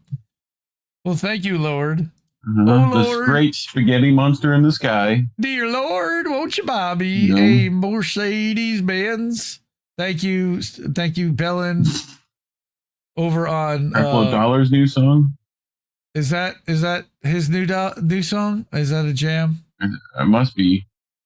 Him or Peter Popoff, one of the two. All right, so everybody get a big bag of popcorn because it's sweeps week for Psyop season. Everyone, have you heard? We're gonna lightning round this real quick, and we're gonna go through a bunch of stuff here. First, friend of the show, Jax Page. While everyone was arguing about Charlie Kirk, The surveillance company Oracle, their stock went up massively yesterday, rendering Larry Ellison now the richest man in the fucking world. That we know of course.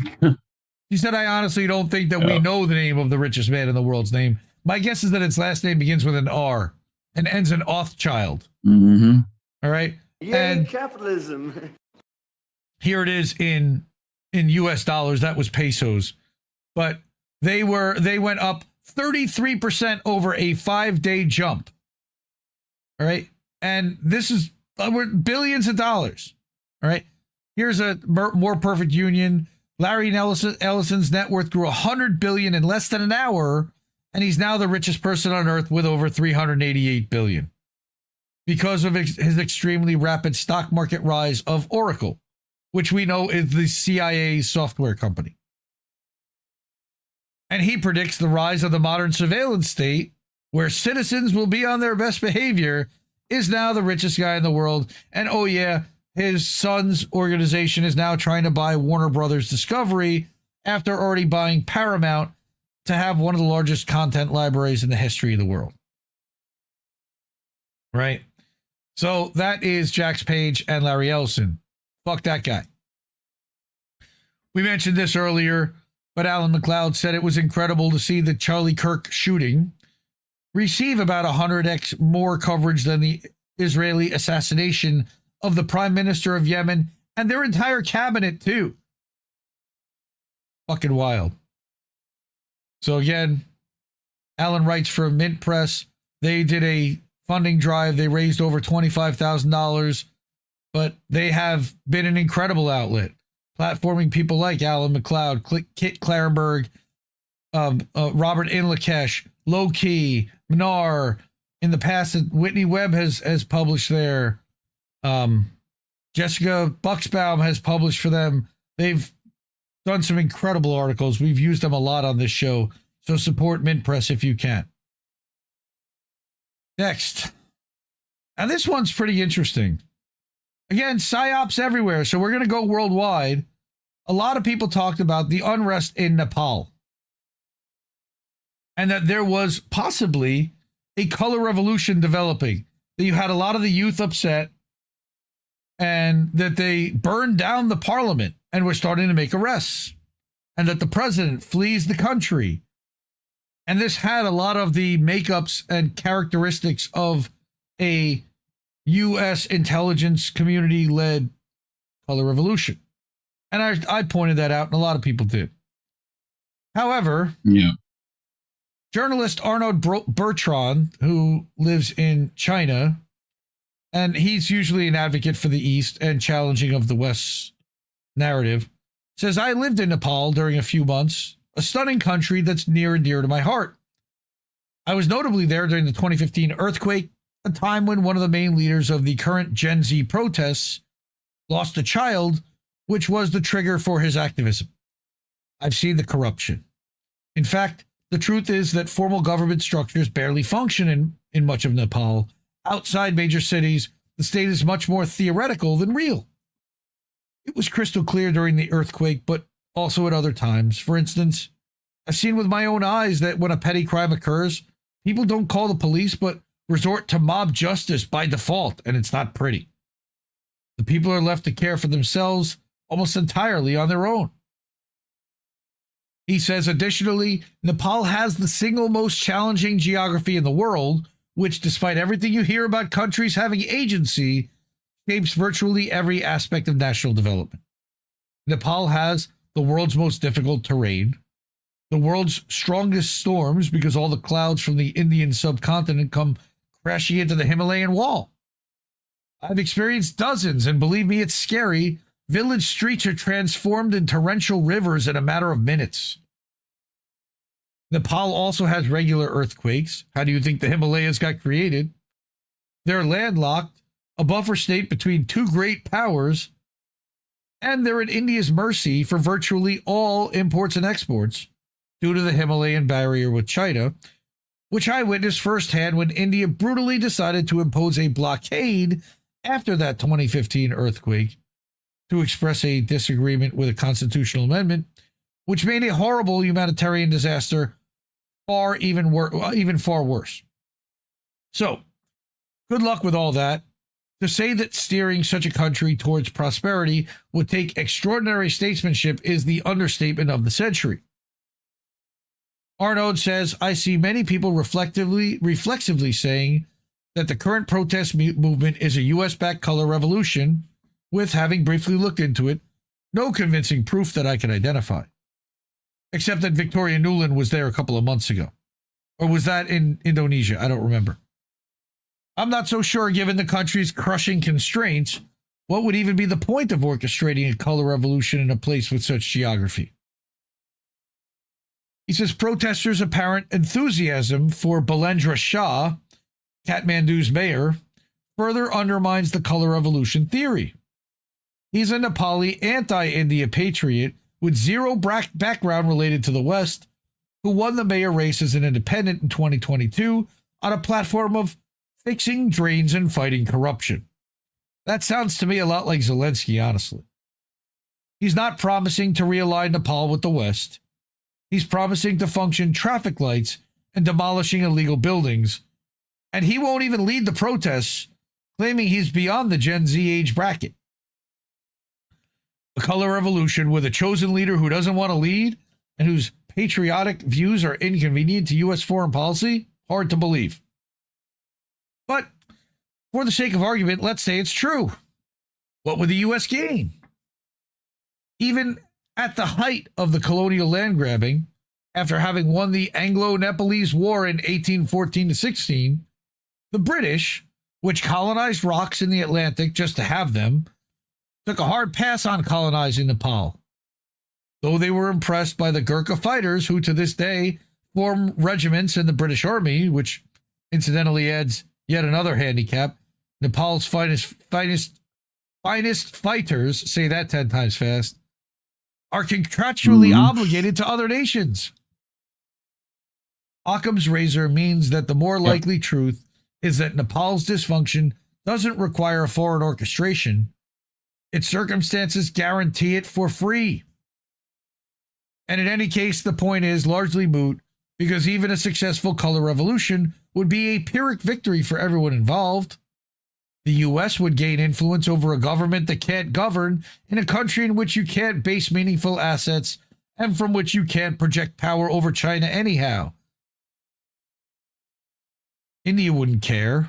They've already proven they can economically strangle any Nepali government that displeases them. China would shrug behind its Himalayan wall. And the Nepali people would wake up the next morning with the same impossible geography, the same dependence on India, the same unforgiving terrain. I don't want to end this point on such a deterministic note and make it sound like Nepal is condemned to a fate of perpetual misery. He says the Nepali people I met were among the most resilient, ingenious, and warm-hearted I've encountered anywhere. They've survived everything geography throws at them with remarkable grace. If any population could eventually find a way to make the impossible merely difficult, it would be them. The protests, whatever their origin, show this, that despite the odds, the younger generation still believes in a better future for their country. That in and of itself is the most important fact about these protests.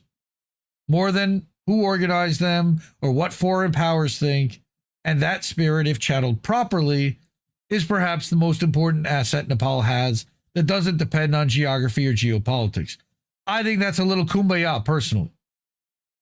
He says, last word, please go visit Nepal. Visit the Everest Base Camp. Visit the birthplace of Buddha. Take a trek in the blooming rhododendron forests of the Annapurna.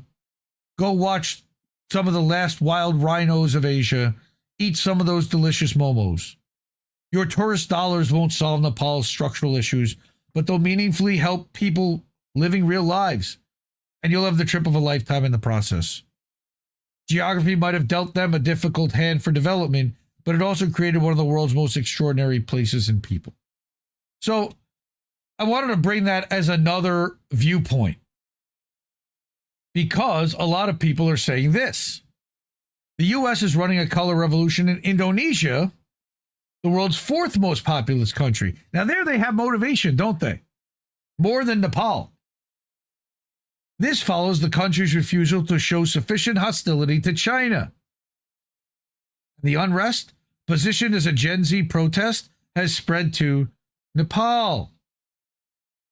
So, this is a video, all right?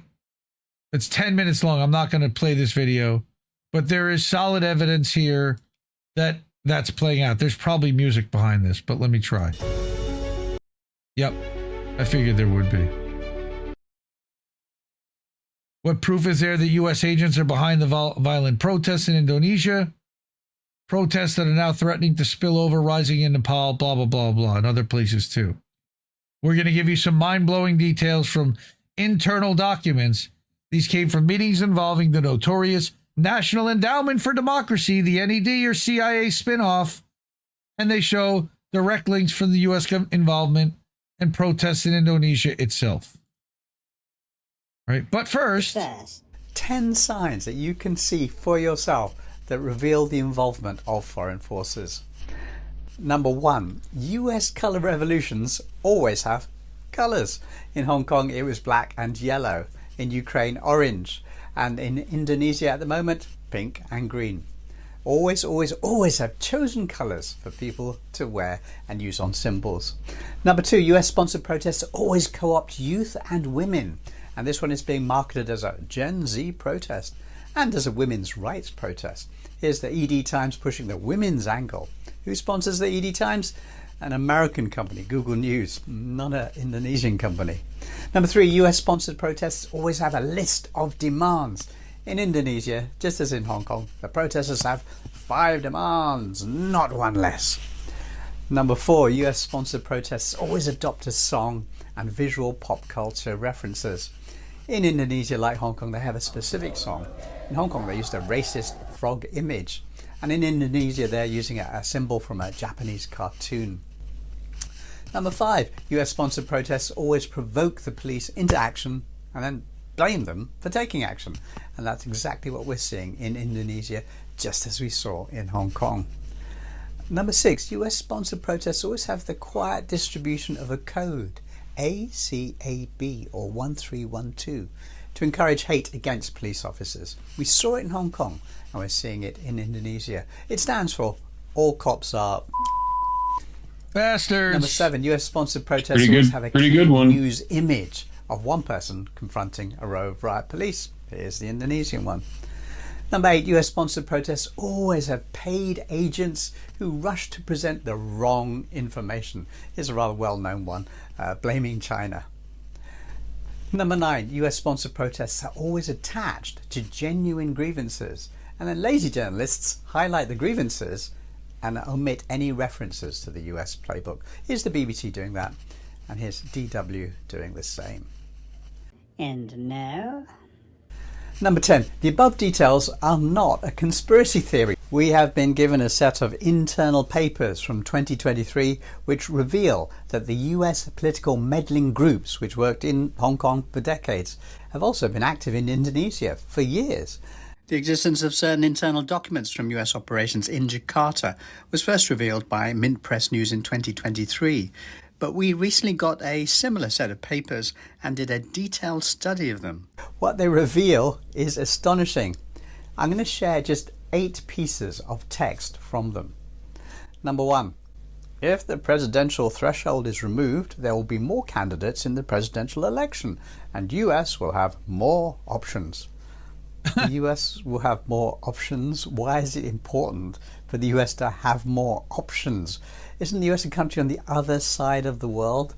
It's actually quite funny that the US weaponizes the concept of democracy against other nations while literally choosing who will lead their countries. I know, right? Number 2, in the same document comes an even more shocking line. US Embassy suggested that Labour Party could avail itself of the opportunity of Independence Day to launch protests. So there we have a direct quote in which the US Embassy proposes that a local group launch protests. That line itself is a smoking gun of pretty huge proportions. Number 3, the good news is that some Indonesians clearly realised that something improper was happening. Consider this line in one of the documents. Catherine mentioned that BIN has recently warned US Embassy not to interfere in Indonesian elections. Now this is followed by an assertion that they're going to use other three-letter organizations to get past the rules. US Embassy plans to continuously support TAF and IRI programs to further implement US policies while avoiding Indonesian regulations. Again, it couldn't be clearer. The US in Indonesia is using groups to implement US policies while avoiding Indonesian regulations. That's what it says. But wait, as the TV commercials say, there's more. Number 4. In a separate document dated 2 weeks after the one I just quoted, there's other information linking the United States to what will be reported by the media as local grassroots protests. This week, under the direction of US Embassy, IRI contacted leaders of Labour Party, Partai Buruh, and several labour organisations, and then it names several groups, to discuss plans to organise protests against Omnibus Law on job creation and presidential threshold. So get that, the plan to organise protests were put forward under the direction of US Embassy. It's another smoking gun right there. So I think it's pretty clear, and again, this has another 4 minutes to go. It's pretty clear that we led a color revolution in Indonesia, that the playbook exists, all right? And Nuri Vatachi made a heck of a video there. I've never heard of this guy. He's written for the New York Times, runs Hong Kong's Friday Media Project. So he's had his run-in with color revolutions himself. All right. So that's Indonesia. And who knows what the hell's going on in Nepal. But certainly things are popping off worldwide. Now, on top of that, you had mass protests in France. Here's less than a minute out of Breakthrough News, another Indie Media Award honoree. Sorry? Another One Piece sign. They've been using that in Nepal a bunch too. This is Paris. Yeah, I know.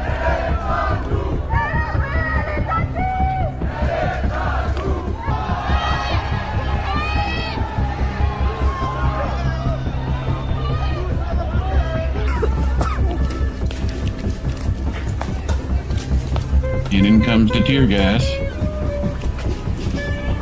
Or CS gas. Mass protests have erupted in France in a show of anger against proposed social services cuts by Macron and the French political elite. This is for cutting services, not for arresting citizens on the street and disappearing them. Look at them throwing, dude. The French go hard. Fucking good for them. The French go hard. Ha ha ha. Mm-hmm. Okay.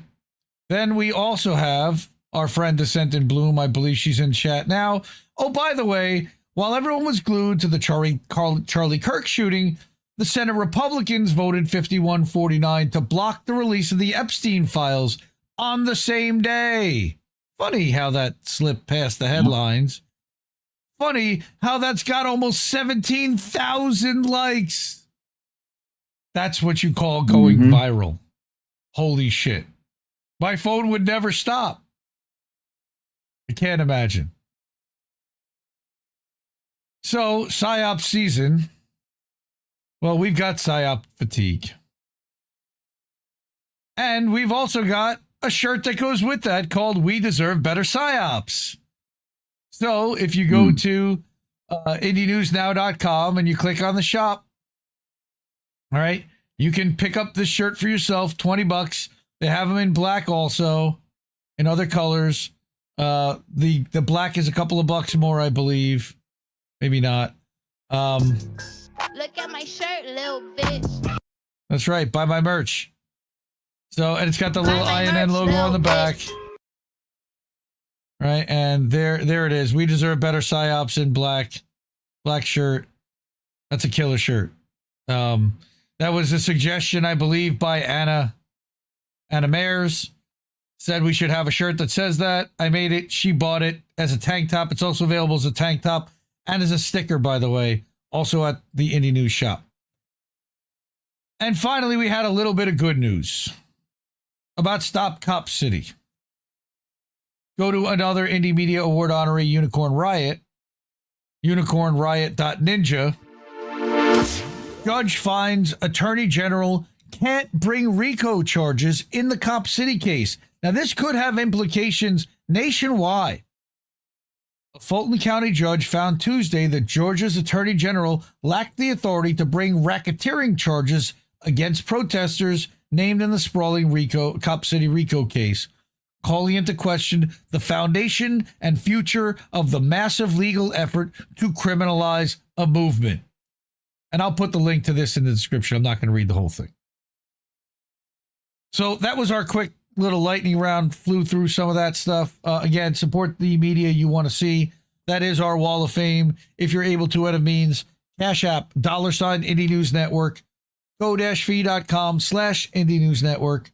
You got paypal.me/Indie News Network, IndieNewsNow.com, where I just said you can see this stuff. All these articles that I've covered today, just about all of them, you can find somewhere at IndieNewsNow.com. It kind of goes through a live feed, and we're also live there.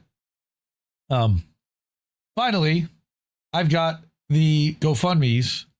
All right, Shanda saying back on September 4th that she had officially started round 2 of radiation. All right, she was getting zapped and it was hurting.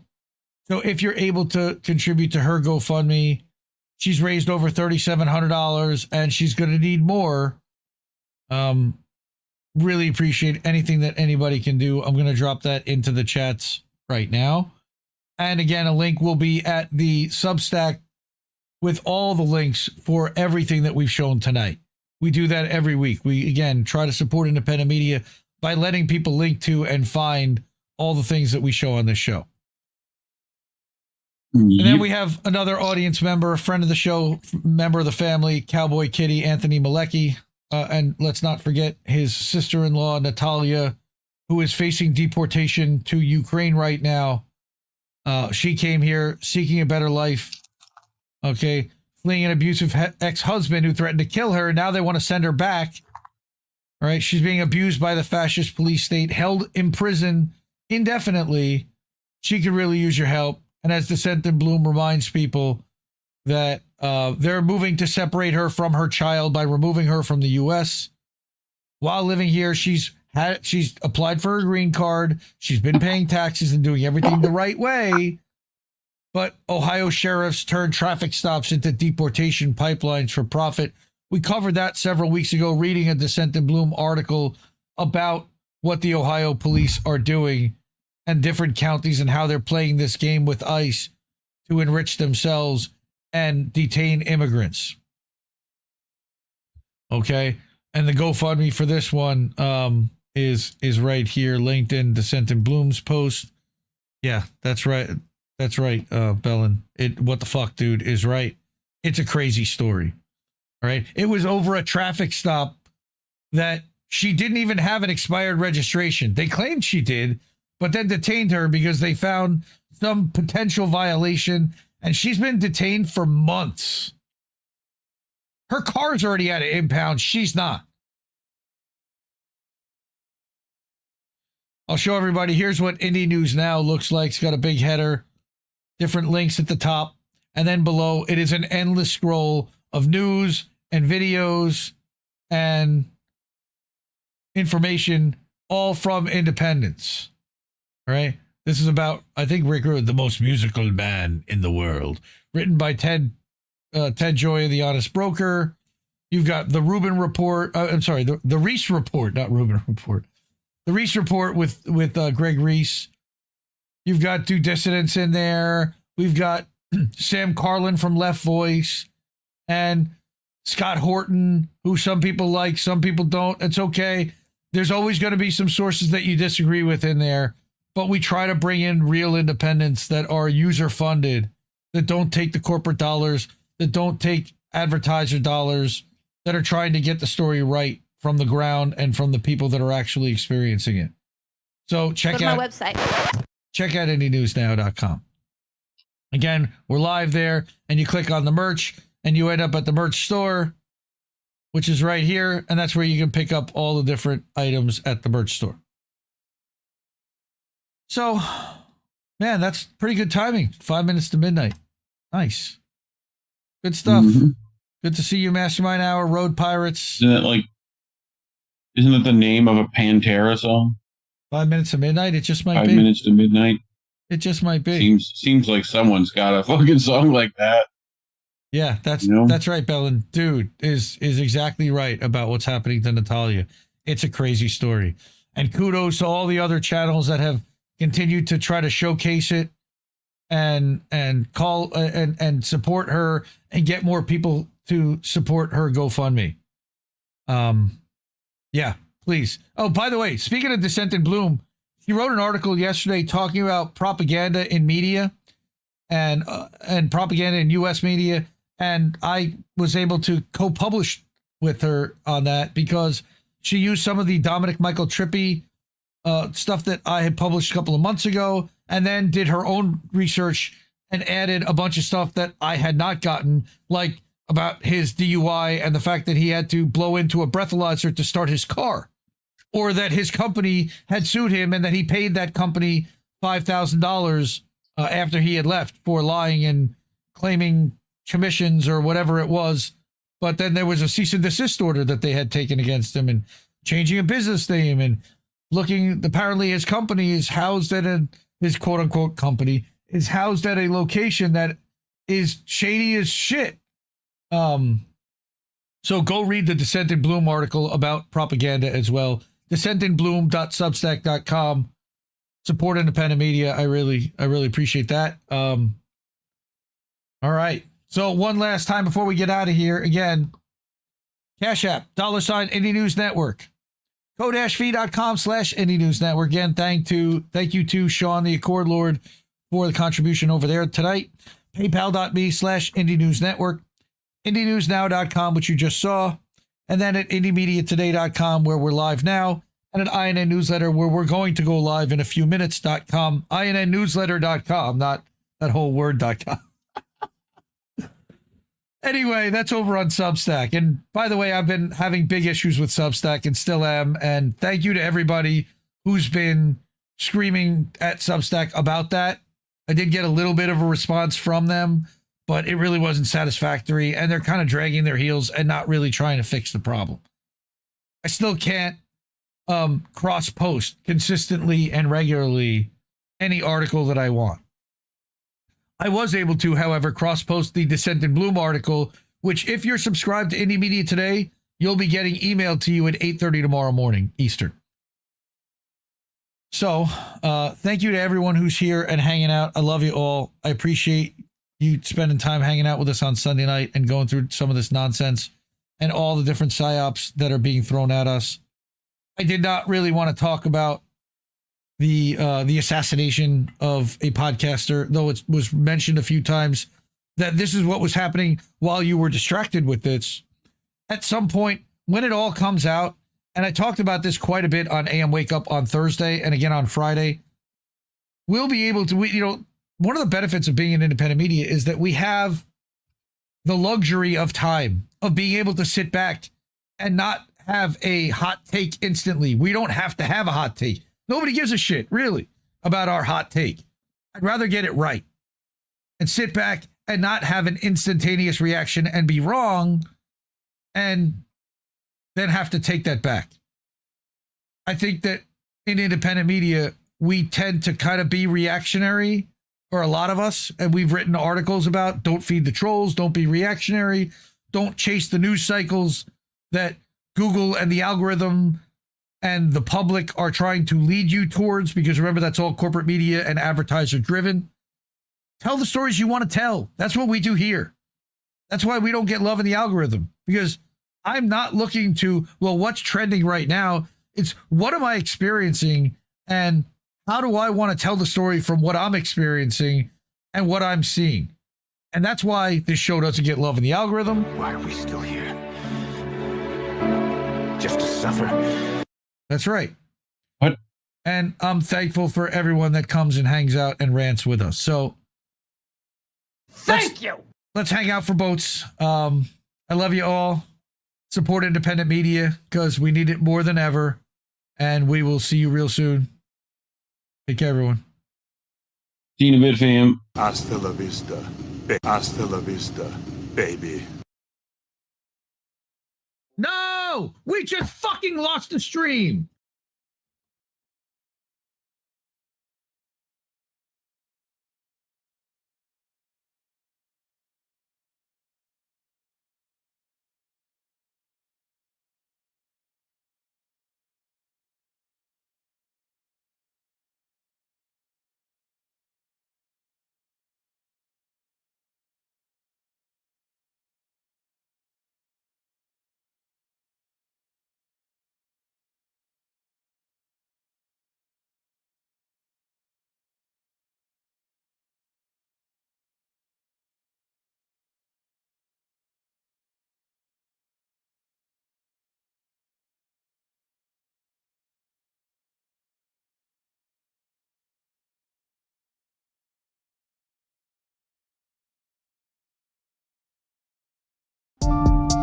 I guess this isn't such an awful place. Is that what you want me to say? You prove it's possible to sleep for days, and I still think you're right here awake. The cost of living isn't much to make, but God, it's so hard.